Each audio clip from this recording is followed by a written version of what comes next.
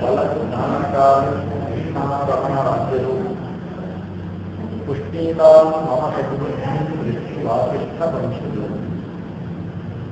ಲಸತು ಶ್ರೀಮದಾನಂದ ತೀರ್ಥೇ ಬ್ರಹ್ಮೋ ಹೃದಂಬರೇ ಯದ್ವತಶ್ಚಂದ್ರಿಕಾ ಸ್ವಾಂತಸಂತಾಪಂ ವಿನಿಕೃಂತತಿ ಭವತಿ ಯದನುಭಾವಾತ್ ಯೇನ ಮುಖೋಪಿ ವಾಗ್ಮಿ ಜಲಮತಿರಚಿತತ್ವಜ್ಜಾಯತೆ ಪ್ರಾಚನೋಯಿಃ ಸಕಲ ವದನ ಯಥೋ ದೇವತಾ ಧಾರವೀತಾ ಮಮ ವದತಿ ವಿಧತ್ವಾನಂ ಸನ್ನಿಧಿಂ ಮಾನಸೀತ ಆಪಾದಮೌಲಿ ಪರ್ಯಂತಂ ಗುರುಣಾಂ ಆಗತಿ ಸ್ಮರೇತ್ ತೇನ ವಿಘ್ನಾಃ ಪ್ರಣಶ್ಯಂತಿ ಸಿದ್ಧ್ಯಂತಿ ಚ ಮನೋರಥಾಃ. ಗುರುವಾದಿಧ್ವಾಂತರವಯೇ ವೈಷ್ಣವೇಂದ್ರೀ ವರೇಂದರೇ ಶ್ರೀ ರಾಘವೇಂದ್ರ ಗುರವೇ ನಮಸ್ಕರಿತ ಭಯಾಲವೇ ಶ್ರೀ ಗುರು ನಮಃ ಹರಿ ಓಂ. ನಾನಾನ ಸೂಕ್ತದ ಕೆಲವು ಮಂತ್ರಗಳನ್ನು ನಾವು ಅದರ ಶಬ್ದಾರ್ಥಗಳ ಜೊತೆಗೆ ಅನುಸಂಧಾನ ಮಾಡಿದ್ದೇವೆ. ಇವತ್ತು ವೇದಮಂತ್ರವನ್ನು ಹೇಳಿ ಪಾಠ ಮಾಡುವ ಹಾಗೆ ಪಾಠ, ಯಾಕಂದರೆ ಇವತ್ತು ಪ್ರದೋಷ, ದ್ವಾದಶಿ ಪ್ರದೋಷ ಇರುವುದರಿಂದ ಇವತ್ತು ಉಪನ್ಯಾಸ. ನಿನ್ನೆ ತನಕ ಪಾಠೋಪನ್ಯಾಸ, ಇವತ್ತು ಶುದ್ಧೋಪನ್ಯಾಸ. ಯಾಕಂದರೆ ಆ ಮಂತ್ರವನ್ನು ಹಿಡಿದು ಅದರ ಅರ್ಥವನ್ನು ಹೇಳಿದರೆ ಆಗ ಕೇಳುವವರ ಬುದ್ಧಿಶಕ್ತಿಯು ಕಡಿಮೆ ಆಗ್ತದೆ ಅಂತ ವಸಿಷ್ಠರೇ ಹೇಳಿದ್ದಾರೆ.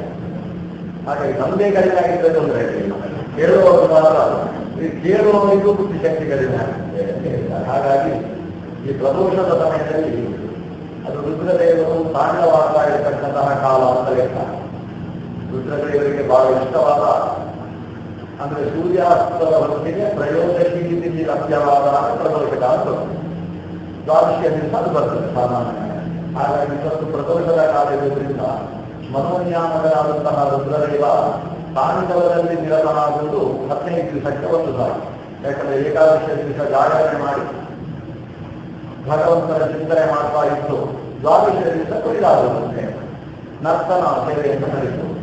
ವರ್ಷಕ್ಕೊಂದು ಸಲ ದಿನಪೂರ್ತಿ ಏಕಾಹಾರಜನೆ ಇರ್ತದಲ್ಲ, ಹಾಗೆ ವರ್ಷಕ್ಕೊಂದು ಸಲ ಶಿವರಾತ್ರಿಯ ದಿವಸ ದಿನಪೂರ್ತಿ ಕೊಯ್ದಾಗುವುದರಿಂದ ಅವತ್ತು ದಿನಪೂರ್ತಿ ಅನಧ್ಯಯನ ವೇದ ಪಾಠಗಳನ್ನು ನಡೆಸುವ ಹಾಗಿಲ್ಲ ಒಂದು ವಿಧಾನ ಇದೆ. ಆ ದೃಷ್ಟಿಯಿಂದ ಇವತ್ತು ತುಂಬಾ ಮಂತ್ರಗಳ ಅರ್ಥವನ್ನು ಆಲೋಚನೆ ಮಾಡಬಹುದು.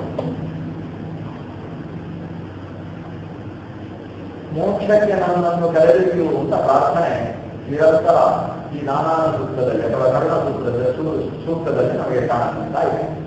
ಇಂದ್ರಾಯತ್ಯೋಪನಿಷದವ ಅಂತ ಮತ್ತೆ ಮತ್ತೆ ಇಂದ್ರ ಶಬ್ದದಿಂದಲೇ ದೇವರನ್ನು ಪ್ರಾರ್ಥನೆ ಮಾಡುವುದು. ಇಂದ್ರ ಅನ್ನುವ ಶಬ್ದಕ್ಕೆ ಚಂದ್ರನಿಗೆ ಸಂಬಂಧಿಸಿದವ ಅನ್ನೋ ಒಂದು ಅರ್ಥ ಇದೆ. ಯಾಕಂದ್ರೆ ಇಂದು ಅಂದರೆ ಚಂದ್ರ, ಇಂದ್ರ ಅಂದ್ರೆ ಚಂದ್ರನಿಗೆ ರಮಣ ಕೊಡುವವ, ಇಂದು ರಮಯತಿ ಇಂದ್ರ ಅಂತ. ಅಂದ್ರೆ ಚಂದ್ರನಿಗೂ ಆನಂದವನ್ನು ಕೊಡುವವನಿಗೆ ಇಂದ್ರ ಅಂತ ಹೇಳ್ತಾರೆ. ಈ ಚಂದ್ರನಿಗೆ ಆನಂದ ಕೊಡುವುದು ಹೇಗೆ ಅನ್ನುವುದನ್ನು 2-3 ಮಂತ್ರಗಳಲ್ಲಿ ಉಲ್ಲೇಖ ಮಾಡಿದ್ದಾರೆ. ಭಗವಂತ ಚಂದ್ರನಿಗೆ ಆನಂದ ಕೊಡ್ತಾನೆ ಅನ್ನುವುದು ಕರ್ಣಸೂತ್ರದಲ್ಲಿ ಪ್ರಾಪ್ತವಾದ ಒಂದು ವಿಷಯ. ಇದು ಯಾಕೆ ಬಂತು ಅಂದ್ರೆ ಇದು ಪವಮಾನ ಸೋಮ ಮಂಡಲದಲ್ಲಿ ಬಂದಿರುವುದು ಅಂತ ನಮ್ಗೆ ಗೊತ್ತಿದೆ. ಸೋಮ ಅಂದ್ರೆ ಚಂದ್ರನನ್ನು ಹೌದು. ಹಾಗಾಗಿ ಪವಮಾನ ಸೂಕ್ತ ಹೋಮ ಮಾಡುವಾಗ ಅದರಲ್ಲಿ 5 ಕಲಶ ಇಟ್ಟು ಆರಾಧನೆ ಮಾಡುವ ವಿಧಾನವನ್ನು ಹೆಚ್ಚಿನ ಅನುಷ್ಠಾನ ಮಾಡ್ತಾರೆ. 5 ಕಲಶ ಯಾಕಿರುವುದು ಅಂತ ಹೇಳಿದ್ರೆ ಆ ಮಂತ್ರದಿಂದ ಪ್ರತಿಪಾದ್ಯವಾದ 5 ದೇವತೆಗಳಿದ್ದಾರೆ.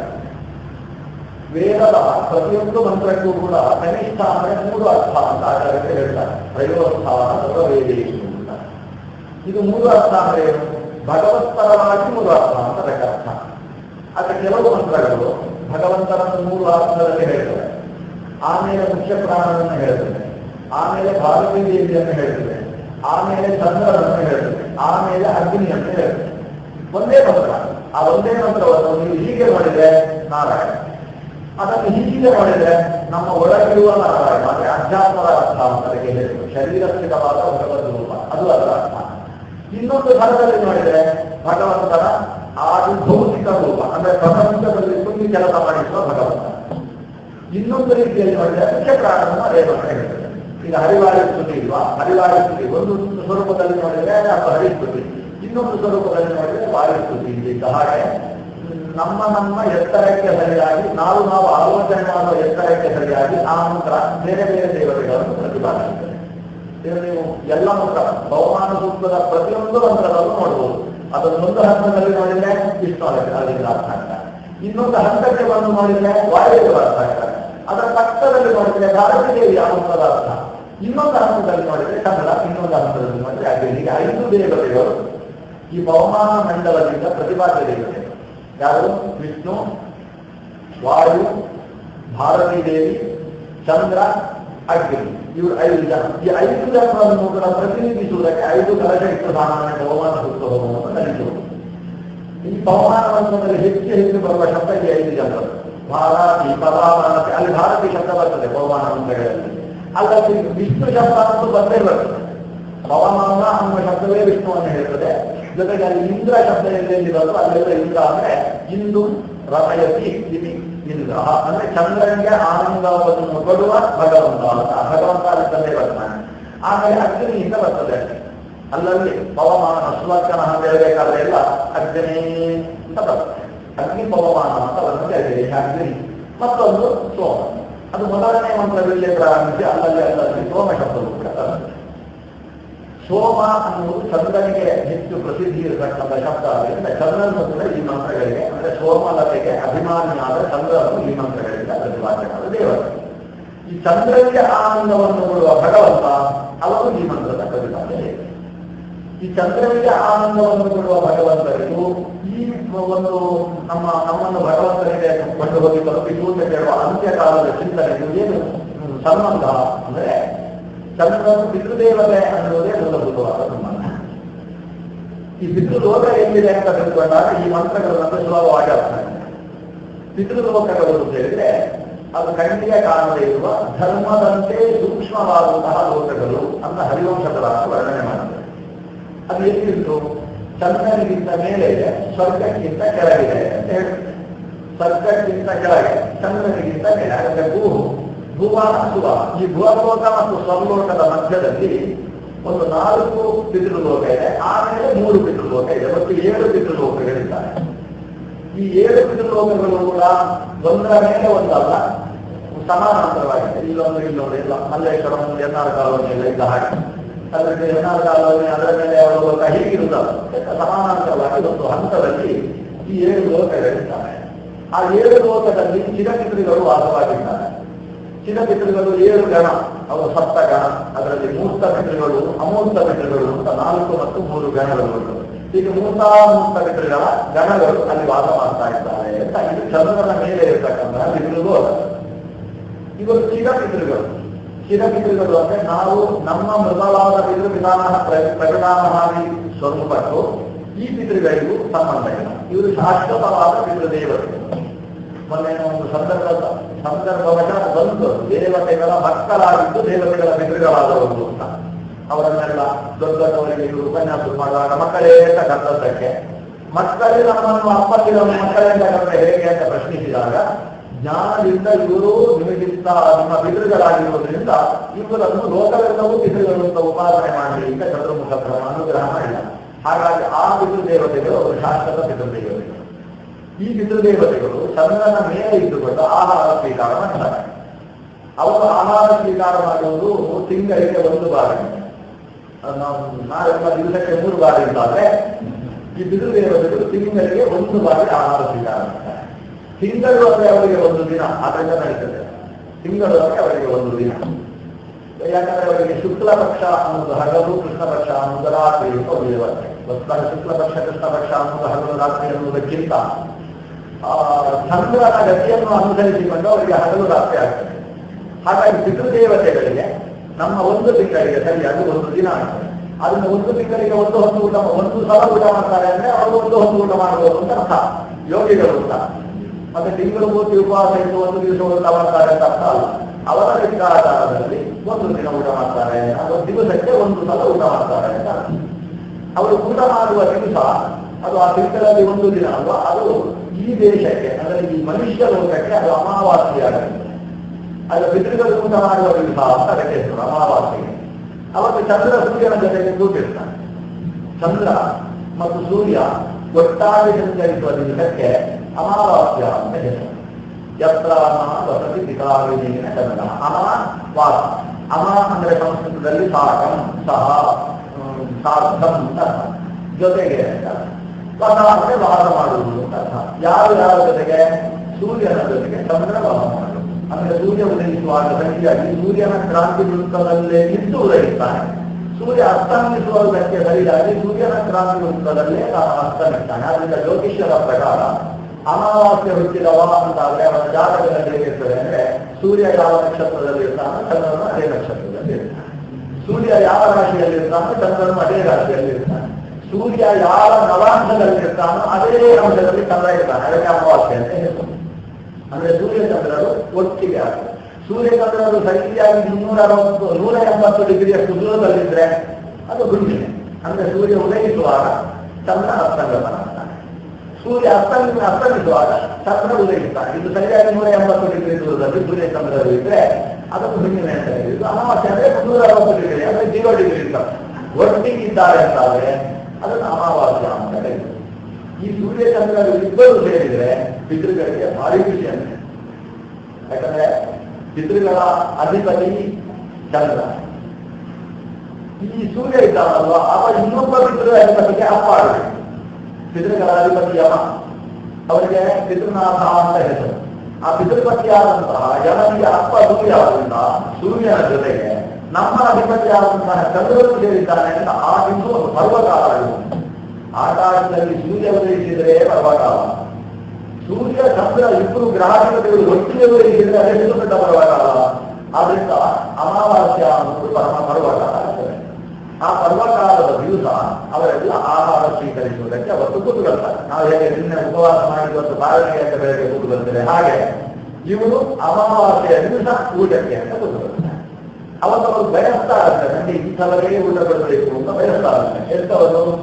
ಆ ಪಿತೃಗಳಿಗೆ ಯಾರ್ಯಾರು ಅವರವರ ಪಿತೃಗಳನ್ನು ಕಳೆದುಕೊಂಡು ಪಿತೃಗಳಿಂದ ಉಪಕಾರ ಪಡೆದಿದ್ದಾರೋ ಅಂತವರಿಗೆ ಇವರು ನಮಗೆ ಆಹಾರ ಕೊಡಬೇಕು ಅಂತ ಬಯಸ್ತಾರೆ. ಆದ್ರೆ ನಾವು ಅವರಿಗೆ ಕೊಟ್ಟ ಆಹಾರ ಅವರಿಗೆ ತಲುಪುವುದಿಲ್ಲ. ನಾವು ಕೊಡುವುದು ಈಗ ಚಂದ್ರನನ್ನು ಸೇರ್ತದೆ.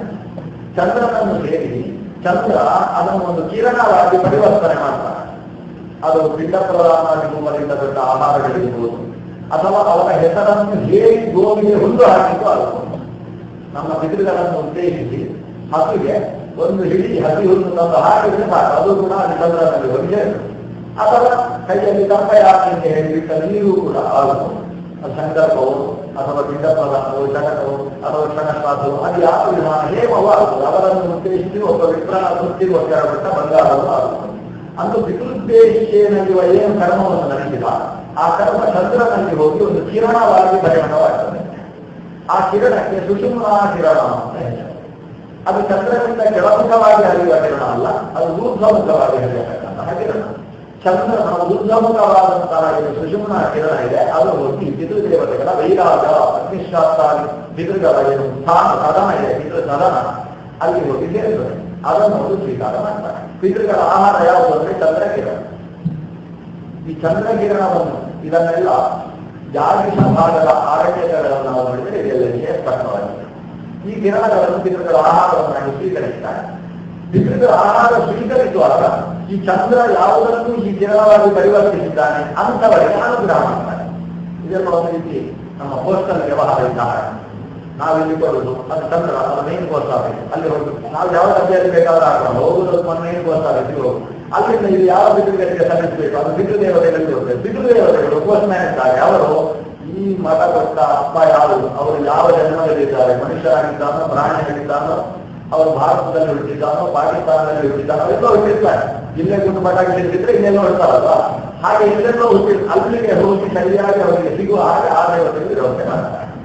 ಈಗ ಪಿತೃದೇವತೆಗಳು ಶಾಶ್ವತ ಪಿತೃಗಳು ಅಂತ ಯಾರಿದ್ದಾರೆ ಅವರು ಆಯಾಯ ಪಿತೃಗಳಿಗೆ ಮಕ್ಕಳು ಪ್ರಶ್ನೆಯನ್ನು ತಲುಪಿಸುವ ವ್ಯವಸ್ಥೆಯನ್ನು ಅವರು ಮಾಡುವುದು. ತಲುಪಿಸುವುದಂದ್ರೆ ಇವರು ಕೊಟ್ಟ ಬೀಡ ಅವರಿಗೆ ಸಿಗುವುದಲ್ಲ, ಇವರು ಕೊಟ್ಟ ತರ್ಪಣದ ನೀರು ಅವರಿಗೆ ಸಿಗುವುದಲ್ಲ, ಇವರು ಹಾಕಿದ ಹುಲ್ಲು ಅವರಿಗೆ ಸಿಗುವುದಲ್ಲ. ಅದು ಪರಿಣಾಮವಾಗಿ ಅವರು ಯಾವ ಯಾವ ಚೇತನಗಳಾಗಿ ಕಾರ್ಯನಿರ್ವಹಿಸಿದ್ದಾರೋ ಅವರಿಗೆ ಅವತ್ತಿನ ದಿವಸ ಒಂದು ಅಧ್ಯಾತ್ಮದ ಜ್ಞಾನ ಸಿಗುವುದಕ್ಕೆ ಅನುಕೂಲತೆ ಪ್ರಾಪ್ತಿಯಾಗಿದೆ. ಇಷ್ಟೇ ಪಿತೃದೇವತೆಗಳ ಅನುಗ್ರಹ ಅಂದ್ರೆ ಅವರು ಮನುಷ್ಯರಾಗಿ ಹುಟ್ಟಿ ಸಾಫ್ಟ್ವೇರ್ ಇಂಜಿನಿಯರ್ ಆಗಿದ್ದಾರೆ ಅಂದ್ರೆ ಅವತ್ತಿನ ದಿವಸ ಒಂದು ಉಪನ್ಯಾಸಕ್ಕೆ ಹೋಗುವ ಅಂತ ಒಂದು ದಿವಸದಲ್ಲಿ ಯಾಕೆ ಬರ್ತದೆ ಅಂದ್ರೆ ಅವರ ಮಕ್ಕಳು ಆ ಹುಟ್ಟಿದಂತಹ ಸಾಫ್ಟ್ವೇರ್ಗಳಿಗೆ ಅವರ ಅಪ್ಪಂದಿರಾಗಿದ್ದಾರೆ ಹೆಸರಿಗೆ ಅವರಿಗೆ ಬಿಟ್ಟಾಗಿರ್ತಾರೆ. ಅದರೊಂದಿಗೆ ಹೋಗಿ ಚಂದ್ರನಿಂದ ಒಂದು ಚಂದ್ರ ಮನೋನಿಯಾಮಕ ಅಲ್ವಾ, ಮನಸ್ಸಿನಲ್ಲಿ ಒಂದು ಒಳ್ಳೆಯ ಪ್ರೇರಣೆಯನ್ನಿಟ್ಟು ಅವರಿಗೆ ಶ್ರೇಯಸ್ಸನ್ನು ಮಾಡ್ತಾರೆ. ಇದು ಪಿತೃಗಳ ಆರಾಧನೆಯಿಂದ ಲಭ್ಯವಾಗತಕ್ಕಂತಹ ಫಲ ಅನ್ನುವುದನ್ನು ಸೋಮ ಸ್ವಾಧ್ಯಾಯತೆ ಇದನ್ನು ಹರಿವಂಶದಲ್ಲಿ ಒಂದು ಪಿತೃಗಳ ಮಾತ್ರ ಭಾಗ ಇದೆ, ಅಲ್ಲಿ ಇದನ್ನು ನಿರೂಪಣೆ ಮಾಡಿದ್ದಾರೆ. ಹೀಗಾಗಿ ಚಂದ್ರನ ಮೇಲ್ಭಾಗದಲ್ಲಿರ್ತಕ್ಕಂತಹ ಪಿತೃಗಳಿಗೆ ನಾವು ಕೊಡುವ ಆಹುತಿ ಚಂದ್ರನ ಮೂಲಕ ಹೋಗ್ತದೆ. ನಾವು ಕೊಡುವ ಆಹುತಿ ಇರುವುದು ಬಿಟ್ಟ ಸ್ವಭಾಕಾರ ಅಂತ ಅವರು ಕರೀತಾರೆ. ಹಾಗಾಗಿ ಅಕ್ಕಿಯಿಂದಲೇ ಯಾಕೆ ಪಿಂಡ ಮಾಡಬೇಕು ಅಂತ ಸಿಕ್ಕಾಪಟ್ಟೆ ಪ್ರಶ್ನೆ. ಅಕ್ಕಿಯಿಂದಾದ್ರೆ ನಾವು ಮನೆಯಲ್ಲಿ ಚಪಾತಿ ತಿನ್ನೋದಪ್ಪ, ನಾವು ಗೋಧಿ ಹಿಟ್ಟಿಲ್ಲೇ ಮಾಡ್ತೇವೆ. ಇಲ್ಲ ಇನ್ನು ಕೆಲವರು ರಾಗಿ ಮುದ್ದೆಯಲ್ಲಿ ತಿನ್ನೋದು, ನಾವು ರಾಗಿ ಮುದ್ದೆಯಲ್ಲೇ ಪಿಂಡ ಮಾಡ್ತೇವೆ ಅಂತ ಅದೆಲ್ಲ ನಡೆಯುವುದಿಲ್ಲ. ಕಾರಣ ಏನಂದ್ರೆ ಚಂದ್ರನ ಮೂಲಕ ಹೋಗ್ಬೇಕಾದ್ರೆ ಚಂದ್ರನ ಧಾನ್ಯ ಆಗುವುದಿಲ್ಲ. ಚಂದ್ರನ ಧಾನ್ಯ ಅಂತ ಹೇಳಿದ್ರೆ ತಂದುಲ ಚಂದ್ರ ದೈವತ್ಯ ಚಂದ್ರ ಪ್ರೀತಿಕ ಶುಭ. ಚಂದ್ರನಿಗೆ ಸಂಬಂಧಿಸಿದ ಧಾನ್ಯ ಅಂದ್ರೆ ಅಕ್ಕಿ. ಭಕ್ತರು ಕೂಡ ಚಂದ್ರನಿಗೆ ಸಂಬಂಧಿಸಿದ್ದು, ಯಾಕಂದ್ರೆ ಅದರ ಒಳಗೆ ಅಕ್ಕಿ ಇದೆ. ಅದರಿಂದ ನಿಜವಾಗಿ ಚಂದ್ರನ ಧಾನ್ಯ ಅಕ್ಕಿ. ಆ ಅಕ್ಕಿಯಿಂದ ಮಾಡಬೇಕಂದ್ರೆ ಅದನ್ನು ರಚಿಸುವಾಗಲೂ ಕೂಡ ಚಂದ್ರ ಹೇಳಿ ತನ್ನ ಹುಣ್ಣಿಮೆಯ ಚಂದ್ರನ ಹಾಗೆ ಮಾಡಬೇಕಂದ್ರೆ ವೃತ್ತಾಕಾರವಾಗಿ ಚಂದ್ರನ ಪ್ರತೀಕದಂತೆ ಮಾಡಿ ಅದನ್ನು ಆ ಪಿತೃಗಳ ನಮ್ಮ ಪಿತೃಗಳ ಹೆಸರು ಹೇಳಿ ಆ ಭಗವಂತನಿಗೆ ಅರ್ಪಿಸಬೇಕು ಅನ್ನೋದು ಇರತಕ್ಕಂತಹ ರೀತಿ. ಹಾಗಾಗಿ ಸೋಮ ಪಿತೃಮಾನಿಂದ ಕರೆಸಿಕೊಂಡಂತಹ ಚಂದ್ರ ಈ ಪಿತೃಗಳಿಗೆ ಅನುಗ್ರಹ ಮಾಡತಕ್ಕಂಥವ, ಅವರಿಗೆ ಬಲವನ್ನು ತುಂಬಿಸ್ತಕ್ಕಂಥವ, ಅವರಿಗೆ ಶಕ್ತಿಯನ್ನು ಕೊಡತಕ್ಕಂಥವ. ಹೀಗಾಗಿ ಚಂದ್ರನಿಗೂ ಪಿತೃಗಳಿಗೂ ಸಂಬಂಧ ಇದೆ. ಹಾಗಾಗಿ ಒಬ್ಬ ಶರೀರವನ್ನು ಬಿಟ್ಟು ಹೊರಡುವಾಗ ಚಂದ್ರನನ್ನು ಆಲೋಚಿಸ್ತಾನೆ. ಚಂದ್ರನಿಗೆ ಭಗವಂತ ಶಕ್ತಿ ಕೊಟ್ಟವ ಅಂತ ಆಲೋಚಿಸಿದಾಗ ಅದು ಭಗವಂತ. ಆ ಚಂದ್ರನಿಗೂ ಶಕ್ತಿ ಕೊಟ್ಟವ ಭಗವಂತ.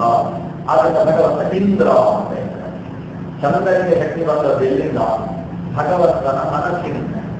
ಚಂದ್ರನ ಮನಸ್ಸು ಜಾತ. ಸೂರ್ಯನಿಗೆ ಶಕ್ತಿ ಬಂದದ್ದೆಲ್ಲಿಂದ? ಭಗವಂತನ ಕಣ್ಣಿನಿಂದ. ಚಕ್ಷು ಸೂರ್ಯೋದಯ ಆ ಭಗವಂತನ ಕಣ್ಣಿನಿಂದ ಸೂರ್ಯ ಆವಿರ್ಭವಿಸಿದ. ಕಣ್ಣಿನ ಶಕ್ತಿಯನ್ನು ಭಗವಂತ ಸೂರ್ಯನಲ್ಲಿ ಇಟ್ಟ. ಅಂದ್ರೆ ಭಗವಂತನ ಒಂದು ಕಣ್ಣು ಸೂರ್ಯನಲ್ಲಿ ಹೋಗಿ ನಿಂತಿದೆ. ಭಗವಂತನಿಗೂ ಭಗವಂತನ ಕಣ್ಣಿಗೂ ಭೇದ ಇದೆ. ಹೇಗೆ ಭಗವಂತನ ಒಂದು ಕೂದಲು ಕೃಷ್ಣನಾಗಿ ಬರಲಿಲ್ವಾ, ಹಾಗೆ ಭಗವಂತನ ಕಣ್ಣಿನಿಂದ ಸೂರ್ಯ ಅಂದ್ರೆ ಸೂರ್ಯನ ಒಳಗೆ ಭಗವಂತನ ಚಕ್ಷುಸ್ಸು ಅಂತಕ್ಕಂತಹ ಸ್ವರೂಪ ಅಲ್ಲಿ ಹೋಗಿ ನಿಂತಿದೆ. ಹಾಗಾಗಿ ಮಿತ್ರ ಚಕ್ಷುರಂಬರಿಯ ಮಿತ್ರನನ್ನು ಸೂರ್ಯನನ್ನು ನಾವು ಚಕ್ಷುಸ್ಸು ಅಂತ ಕರೀತೇವೆ. ಅವ ಲೋಕಚಕ್ಷುಷೇ, ನಮಸ್ತೆ ಲೋಕಚಕ್ಷುಷೇ, ಲೋಕದ ಕಣ್ಣೇ ಅಂತ ಸೂರ್ಯನನ್ನು ಕರೀತೇವೆ. ಯಾಕಂದ್ರೆ ಅದು ಭಗವಂತನ ಕಣ್ಣು. ಚಂದ್ರ ಭಗವಂತನ ಮನಸ್ಸು. ಆದ್ರಿಂದ ನಮ್ಮೆಲ್ಲರ ಮನಸ್ಸಾಗ್ತಾನೆ ಚಂದ್ರ. ಚಂದ್ರ ಮನಸ್ಸಾದ್ರಿಂದ ಎಲ್ಲ ಪುಣ್ಯಕರ್ಮಗಳಿಗೂ ಮೂಲ ಕಾರಣ ಕಾಮ ಅಂದ್ರೆ ಮನಸ್ಸು ಆಗಿರುವುದರಿಂದ ಚಂದ್ರನ ಮೂಲಕ ಪುಣ್ಯಕರ್ಮಗಳು ಉಂಟಾಗುವುದಕ್ಕೆ ಶಕ್ತಿಯ ಅನ್ನೋ ಕಾರಣಕ್ಕೆ ಚಂದ್ರನ ಆರಾಧನೆಯೂ ಕೂಡ ಶಾಸ್ತ್ರದಲ್ಲಿ ವಿಹಿತವಾದದ್ದು. ಹಾಗಾಗಿ ಆ ಚಂದ್ರನಿಗೆ ಶಕ್ತಿಯನ್ನು ಕೊಟ್ಟಂತಹ ಮನಸ್ಸು ಅನ್ನುವ ಭಗವಂತನ ರೂಪವನ್ನು ಇಂದ್ರ ಅಂತ ಚಂದ್ರ ಮಾತ್ರ ಇಂದ್ರನೂ ಮನೋನಿಯಾಮಕ, ಇಂದ್ರನ ಕಕ್ಷೆಯಲ್ಲಿರುವ ಕಾಮನೂ ಮನೋನಿಯಾಮಕ. ಇವರೆಲ್ಲ ಮನಸ್ಸಿಗೆ ಸಂಬಂಧಪಟ್ಟವರು. ಆದ್ರಿಂದ ಚಂದ್ರ ಶೇಖರನು ಕೂಡ ಮನೋನಿಯಾಮಕ. ಬರೀ ಚಂದ್ರ ಮಾತ್ರ, ಚಂದ್ರನನ್ನು ತಲೆಯಲ್ಲಿಟ್ಟವನು ಕೂಡ ಅವನು ಮನೋನಿಯಾಮಕರಾಗಿದ್ದಾನೆ. ಹಾಗಾಗಿ ಮನೋದೇವತೆಯಾದಂತಹ ಚಂದ್ರನಿಗೂ ಮನಸ್ಸನ್ನು ಬಿಟ್ಟಿರುವವ, ಚಂದ್ರನಲ್ಲಿ ಈ ಲೋಕವನ್ನು ಬೆಳೆಸತಕ್ಕಂತಹ ತಂಪು ಕಿರಣಗಳನ್ನು ತುಂಬಿಸಿರತಕ್ಕಂಥವ, ಅವನನ್ನು ಧನ್ವಂತರಿ ಅಂತ ಕರೆಯುವುದು ಅಥವಾ ಹಯಗ್ರೀವ ಅಂತ ಕರೆಯುವುದು. ಈ ರೂಪಗಳೆಲ್ಲ ಚಂದ್ರನಲ್ಲಿ ಇದ್ದು ಲೋಕಕ್ಕೆ ಬೆಳಕು ತರತಕ್ಕಂತಹ ರೂಪಗಳು. ಸೋಮೋ ಭೂತ್ವಾತ್ಮಕಃ ಕೃಷ್ಣಾಮಿ ಔಷಧಿ ಸರ್ವಾಹ ಕೃಷ್ಣ ಹೇಳ್ತಾನೆ.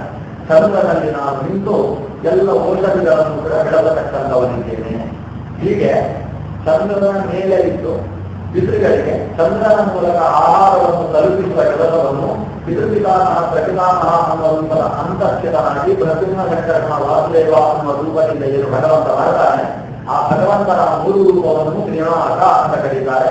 ಆ ಭಗವಂತನ ಮೂರು ರೂಪ ಇರತಕ್ಕಂತಹ ರುದ್ರಾದಿತ್ಯ ಸ್ಥಾನಗಳನ್ನು ಕೂಡ ತ್ರಿಜೀವ ಅಂತ ಕರೀತಾರೆ.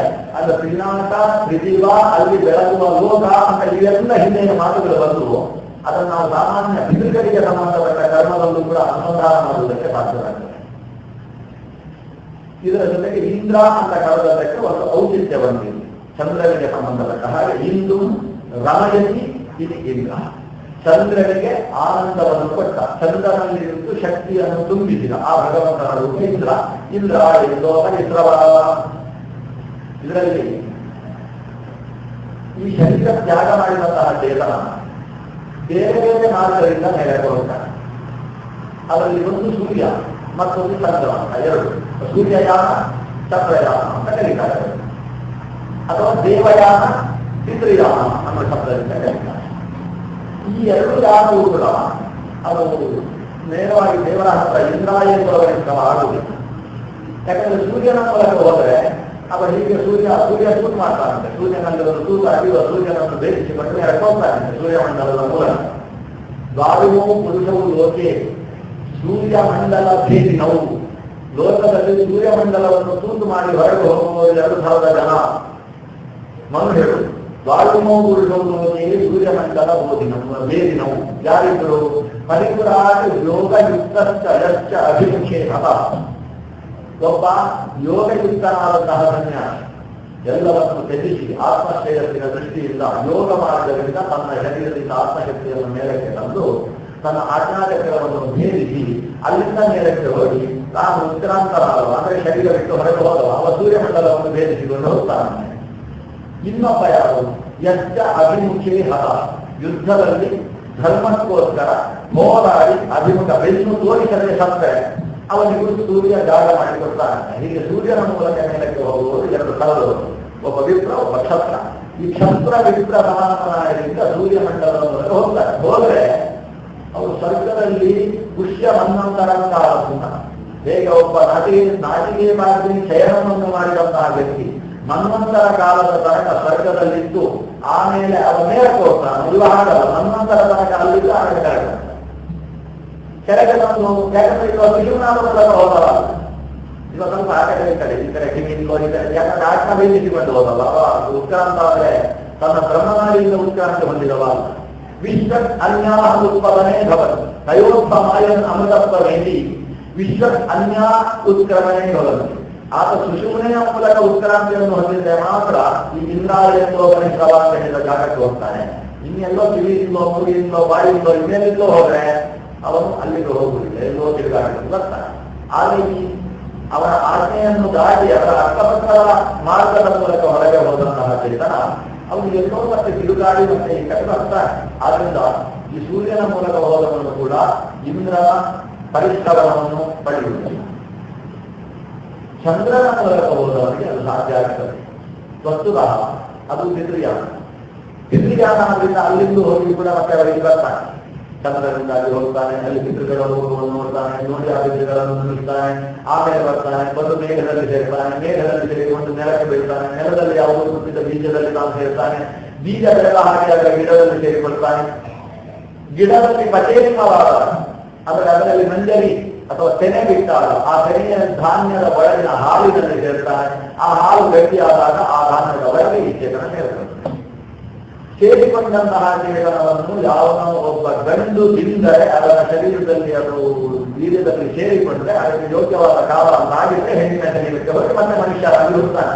ಇನ್ಯಾವುದೋ ಪ್ರಾಣಿ ಅದನ್ನು ತಿಂದ್ರೆ ಅದು ಎಲ್ಲ ಹೊರಗಿನಲ್ಲಿ ಮತ್ತೆ ಸೇರಿಕೊಂಡು ಅದರ ಒಬ್ಬ ಚೇತನ ಮನುಷ್ಯನಾಗಿ ಹುಟ್ಟಬೇಕಾದ್ರೆ ಎಷ್ಟು ಪ್ರಸಿದ್ಧಿ ಇದೆ ಅಂತ ನಾವು ಯೋಚನೆ ಮಾಡಿ. ಮನುಷ್ಯನಾಗಿ ಒಬ್ಬ ವೃದ್ಧನೋ ಒಂದು ಹೆಣ್ಣು ಆಹಾರವನ್ನು ತಿಂದ್ರೆ ಆ ಚೇತನಕ್ಕೆ ಜನನ ಇಲ್ಲವೇ ಇಲ್ಲ. ಆ ಚೇತನಕ್ಕೆ ಜನನ ಆಗಬೇಕಾದ್ರೆ ಅಂತಹ ವ್ಯಕ್ತಿಯಲ್ಲಿ ಅಂತಹ ಕಾಲದಲ್ಲಿ ಆ ಆಹಾರ ಅವನ ಶರೀರಕ್ಕೆ ಹೋದರೆ ಮಾತ್ರ ಆ ಚೇತನಕ್ಕೆ ಒಂದು ಮಾನವ ಶರೀರದಲ್ಲಿ ಜನ್ಮವಾಗುವುದಕ್ಕೆ ಸಾಧ್ಯ. ಅದರ ಮಾನವ ಜನ್ಮ ಅನ್ನುವುದು ಒಂದು ಆಶ್ಚರ್ಯ ಅಂತ ಒಂದು ಮಾತಿದೆ. ಕೆಲವೆಲ್ಲ ಆಶ್ಚರ್ಯ, ಒಂದು ದೇವರು ಆಶ್ಚರ್ಯ, ಮತ್ತೊಂದು ದೇವರನ್ನು ಕೇಳಿ ತಿರುಕೊಳ್ಳುವವನು ಆಶ್ಚರ್ಯ, ಮತ್ತೆ ದೇವರನ್ನು ಅರ್ಥವಾಗುವ ಹಾಗೆ ಹೇಳುವವನು ಆಶ್ಚರ್ಯ. ಅದರ ಜೊತೆ ಇದೊಂದು ಆಶ್ಚರ್ಯ, ದೇವರನ್ನು ಹೇಳುವುದಕ್ಕೆ ಮನುಷ್ಯನಾಗಿ ಹುಟ್ಟುವುದುಂಟು ಅದು ಆಶ್ಚರ್ಯ. ಇನ್ನೊಂದು ಪಂಚಾಶ್ಚರ್ಯ ಅಂತ ಇರ್ತದೆ. ಪಂಚಾಶ್ಚರ್ಯ ಯಾವುದು ಅಂತ ಹೇಳಿದ್ರೆ ಅವ ಮತ್ತೆ ಹುಟ್ಟದೇ ಇರುವುದಕ್ಕೋಸ್ಕರ ಸಾಯುವುದು ಆಶ್ಚರ್ಯ. ಹುಟ್ಟುವುದು ಆಶ್ಚರ್ಯ, ಸಾಯುವುದು ಆಶ್ಚರ್ಯ. ಆಶ್ಚರ್ಯ ಅನ್ನೋ ಶಬ್ದಕ್ಕೆ ಅರ್ಥ ಏನು? ಆಶ್ಚರ್ಯ ಅಂದರೆ ಅಪರೂಪ ಅಂತ. ನಮ್ಮ ಕನ್ನಡದಲ್ಲಿ ಆಶ್ಚರ್ಯ ಶಬ್ದ ಆಗಿಲ್ಲ. ಆಶ್ಚರ್ಯ ಅಂದ್ರೆ ಗೊತ್ತು, ಅದು ಆಶ್ಚರ್ಯ ಅಂದ್ರೆ ಆಶ್ಚರ್ಯ ಅಂದ್ರೆ ಶಬ್ದಕ್ಕೆ ಅದು ಕೆಲವೆಲ್ಲ ಶಬ್ದಗಳು. ನಾವು ಭಾರಿ ಒಳ್ಳೆ ಭಾರಿ ಚಂದ ಮಾತಾಡ್ತಾರೆ ಅವ ಅಂದ್ರೆ ಈ ಆಶ್ಚರ್ಯ ಅದ್ಭುತ ಈ ಶಬ್ದ ಎಲ್ಲ ಸೇರಿಸಿ ಮಾತಾಡಿದ್ರೆ ನಾವು ಭಾರಿ ಸುಂದರವಾಗಿ ಮಾತಾಡುವ ಅಂತ. ಅದ್ರ ಅರ್ಥ ಇಲ್ಲಿ ಗೊತ್ತಿರುವುದಿಲ್ಲ, ಕೇಳುವುದಿಲ್ಲ. ಅದು ಯಾವುದನ್ನು ಬಾಯಿ ಬಿಟ್ಟು ಹೇಳಿ ಯಾವುದಿಲ್ಲ, ಅದಕ್ಕೊಂದು ಶಬ್ದ ಆಶ್ಚರ್ಯ. ಅದ್ಭುತ ಅನ್ನುವುದ ನಮಗೆ ಬರುವುದು. ಕೃಷ್ಣ ವಸುದೇವನ ಮುಂದೆ ಆವಿರ್ಭವಿಸಿದವ ಹೇಗಿದ್ದ, ಅದು ಅದ್ಭುತ ಅಂದ್ರೆ ಅದ್ಭುತ ಅಷ್ಟೇ. ಅದ್ಭುತ ಅಂದ್ರೆ ಕೃಷ್ಣ ಹೇಳಿದ ಅಂತ ಹೇಳಲಿಕ್ಕೆ ಸಾಧ್ಯ ಇಲ್ಲ. ಅದ್ಭುತ ಬಾಲಕಂ ಅನ್ವೇಷ ಅದ್ಭುತ ಅಂದ್ರೆ ಅದನ್ನು ನೋಡಿದರೆ ಏನಾದರೂ ಅರ್ಥವಾದ ಹಾಗೆ ಭ್ರಾಂತಿ ಬರುವುದು, ಆದರೆ ಅದನ್ನು ಇನ್ನೊಬ್ಬರಿಗೆ ಬಾಯಿ ಬಿಟ್ಟು ಹೇಳಿಸುವುದಕ್ಕೆ ಸಾಧ್ಯ ಇಲ್ಲ. ಯಾವುದನ್ನು ನಾವು ಬಾಯಿ ಬಿಟ್ಟು ವಿವರಣೆ ಮಾಡಿ ಮತ್ತೊಬ್ಬರಿಗೆ ಅರ್ಥ ಮಾಡಿಸುವುದಕ್ಕೆ ಸಾಧ್ಯ ಇಲ್ಲವೋ ಅಂತ ಅದನ್ನು ಆಶ್ಚರ್ಯ ಅದ್ಭುತ ಅನ್ನೋ ಶಬ್ದದಿಂದ ನಾವು ವ್ಯವಹಾರ ಮಾಡೋದು. ಇವನು ಆಶ್ಚರ್ಯ ಆಶ್ಚರ್ಯವತ್ ಪಶ್ಯತಿ ಕಶ್ಚಿದೇನಂ ಆಶ್ಚರ್ಯವತ್ ವದತಿ ತಥೈವ ರಾಜ್ಯ. ಕೃಷ್ಣ ಗೀತೆಯಲ್ಲಿ ಹೇಳ್ತಾನಲ್ಲ, ಈ ದೇವರನ್ನು ಒಬ್ಬ ಹೇಳಿದ ಅಂದ್ರೆ ಆಶ್ಚರ್ಯೋಸ್ಯ ಅವಸ್ಥ ಕುಶಲೋಸ್ಯ ಲಬ್ಧ. ಇದು ಉಪನಿಷತ್ತಿನ ಮಾತು. ಈ ದೇವರನ್ನು ಒಬ್ಬ ಇನ್ನೊಬ್ಬರಿಗೆ ಅರ್ಥವಾಗುವ ಹಾಗೆ ಹೇಳುವವ ಇದ್ದಾನಲ್ಲ, ಅವನ ಆಶ್ಚರ್ಯ. ಆಶ್ಚರ್ಯ ಶ್ರೋತ ಕುಶಲ ಶಿಷ್ಟ. ಇನ್ನೊಬ್ಬ ಅವನು ಹೇಳಿದ್ದನ್ನು ಕೇಳಿ ಅರ್ಥ ಮಾಡಿಕೊಂಡಲ್ಲ, ಅಂಥವ ಆಶ್ಚರ್ಯ. ಅಂಥವ ಆಶ್ಚರ್ಯ ಅಂದ್ರೆ ಲಕ್ಷಕ್ಕೊಬ್ಬ ಅಲ್ಲ, ಕೋಟಿಗೊಬ್ಬನೂ ಅಲ್ಲ, ಎಲ್ಲೋ ಅಲ್ಲೋ ಇಲ್ಲೋ ಒಬ್ಬ ಯಾವುದೋ ಕಾಲದಲ್ಲಿ ಹುಟ್ಟಿ ಬಂದ ಅಷ್ಟೇ ಅನ್ನುವ ಅರ್ಥದಲ್ಲಿ ಆಶ್ಚರ್ಯ ಶಬ್ದವನ್ನು ಹೇಳುದು. ಈಗ ನಾನು ದೇವರನ್ನು ಕೇಳಿ ಅರ್ಥ ಆಯ್ತು ಅಂತ ಒಂದು ಖುಷಿಯಾಗಿ ಕೂತೆ ಅಂತಾದ್ರೆ ಅವನಿಗೆ ಏನೂ ಅರ್ಥ ಮಾಡಿಕೊಳ್ಳಿಲ್ಲ ಅಂತ. ನನಗೆ ದೇವರು ಇಷ್ಟು ಕೇಳಿದ್ರೆ ಅರ್ಥ ಆಗಲಿಲ್ಲ ಅನ್ನೋ ಬದಲುಕೊಂಡವನೇ ಅವನಿಗೆ ತುಂಬಾ ಚೆನ್ನಾಗಿ ದೇವರು ಅರ್ಥ ಆಗಿದ್ದಾನೆ ಅಂತ ಅರ್ಥ. ಈಗ ನಾವು ಹೇಳಿದಲ್ಲ ಶತ್ರುಮುಖ ಶತ್ರುಮುಖ ಹೇಳ್ತಾನೆ, ತುಂಬಾ ಜನ ನನ್ನನ್ನು ಏನು ದೇವರ ಬಗ್ಗೆ ಬಾರಿ ತಿಳ್ಕೊಂಡವ ತಿಳ್ಕೊಂಡಿದ್ದಾರೆ, ನಾನೇ ತಿಳ್ಕೊಂಡಿದ್ದೇನೆ. ನಾನೇ ದುಡಿಯದೇವಿ ಅನ್ನೇ ನವೇದೇವಿ ವೇದಕ. ನನಗೆ ದೇವರ ಬಗ್ಗೆ ಏನೂ ಗೊತ್ತಿಲ್ಲ ಅಂತ ನನಗೆ ಜನ ಗೊತ್ತಿದೆ, ಆದರೆ ನಾನು ಬಾರಿ ತಿಳ್ಕೊಂಡವ ಅಂತ ಜನ ಎಲ್ಲ ತಿಳ್ಕೊಂಡಿದ್ದಾರೆ. ಇಷ್ಟು ಹೇಳಿ ಯಾಕಂದ್ರೆ ಸರಿಯಾಗಿ ಹೇಳ್ತಾನೆ, ಯಾರು ದೇವರ ಬಗ್ಗೆ ನನಗೆ ಇಷ್ಟು ಗೊತ್ತಿದ್ರು ಏನೂ ಗೊತ್ತಿಲ್ಲ ಅಂತ ತಿಳ್ಕೊಂಡಿರ್ತಾನೋ ಅವರು ತಿಳ್ಕೊಂಡಿದ್ದಾನೆ ದೇವರು. ಯಾರು ದೇವರನ್ನು ಪೂರ್ತಿ ತಿಳಿವಾಗುವನ್ನು ತಿಳ್ಕೊಂಡಿದ್ದಾನೋ ಅವನಿಗೆ ದೇವರಿಗೆ ಏನೂ ಗೊತ್ತಿಲ್ಲ. ಅಮಪಸ್ಯ ಮತನ್ ವಿಜ್ಞಾನ ಅಭಿಜಾನ. ಅವನು ದೇವರನ್ನು ನಾನು ತಿಳ್ಕೊಂಡಿದ್ದೇನೆ ಅಂದ್ರೆ ಅವರಿಗೆ ದೇವರ ಬಗ್ಗೆ ಏನೂ ಗೊತ್ತಿಲ್ಲ ಅಂತ. ಹಾಗಾದ್ರೆ ದೇವರು ಇದಕ್ಕೆ ಆಶ್ಚರ್ಯ ಅಂತ ಕರೆಯುವುದು. ಆದ್ರಿಂದ ಮನುಷ್ಯ ಆಗಿ ಹುಟ್ಟುವುದು ಅನ್ನೋದು ಆಶ್ಚರ್ಯ ಅಂದ್ರೆ ಅದು ಕೋಟಿಗೂ ಲಕ್ಷಕ್ಕೂ ಎಲ್ಲಿಗೂ ಒಂದು ಬಾರಿ ಒಬ್ಬ ಮನುಷ್ಯನಾಗಿ ಹುಟ್ಟುವುದು. ಅದರಿಂದ ಪುತ್ರ ಜನ್ಮ ಖಲು, ಈ ಜನ್ಮ ಮಾನುಷ ಜನ್ಮ ಅನ್ನೋದು ಏನಿದೆ ಅಂದ್ರೆ ಪತ್ರ ಅಭಿಜನ್ಮ ಶತಕೋಟಿಷು ಮಾನವತ್ವಂ, ತತ್ರ ಅಭಿಜನ್ಮ ಶತಕೋಟಿಷು ವೈಷ್ಣವತ್ವಂ, ತತ್ರಾಪಿ ಜನ್ಮ ಶತಕೋಟಿಷು ಮಾನವತ್ವಂ. ಈ ಮಾನವ ಜನ್ಮ ಅಂತ ಬರುವುದೆಷ್ಟು ಒಂದು ಕೋಟಿಗಲ್ಲ, ಶತಕೋಟಿಗಳಲ್ಲಿ ಒಂದು ಬಾರಿ ಬರುತ್ತೆ. ಇದು ಅಪರೂಪದ ಜನ್ಮ. ಆದ್ರೆ ಚಂದ್ರನ ಮೂಲಕ ಹೋಗಿ ಹೀಗೆ ಬಂತು ಅಂತಾದ್ರೆ ಅದು ಎಂಥ ಜನ್ಮ ಆಗಿರ್ತದೆ ಅಂತ ಹೇಳಿದ್ರೆ ಒಂದು ಮೋಚನಕ್ಕೆ ಬೇಕಾದಂತಹ ಜನ್ಮ ಆಗಿರುತ್ತೆ. ಅದು ಅಂಟಿಸುವುದಕ್ಕೆ ಬೇಕಾದ ಜನ್ಮ ಆಗುವುದಿಲ್ಲ, ಬಿಡುಗಡೆಗೆ ಬೇಕಾದಂತಹ ಜನ್ಮ. ಅವನು ಯೋಗ ಭ್ರಷ್ಟ ಅಂತ. ಯೋಗ ಭ್ರಷ್ಟ ಆದವರಿಗೆ ಹುಟ್ಟಿದ್ರೆ ಅವನು ಶುಚಿನಾಂ ಶ್ರೀಮತ ಅಂಗೇಹೇ ಯೋಗ ಭ್ರಷ್ಟೋಭಿಜಾಯತೆ ಅಂತವನು ಆತ್ಮಶ್ರೇಯಸ್ಸಿನ ಸಾಧನೆ ಮಾಡುವುದಕ್ಕೆ ಬೇಕಾದ ಪರಿಸರದಲ್ಲಿ ಹುಟ್ಟ. ಹೋಗಿ ಅಂಡಮಾನ್ ಅಂತ ದೇಶದಲ್ಲಿ ಹುಟ್ಟವನು.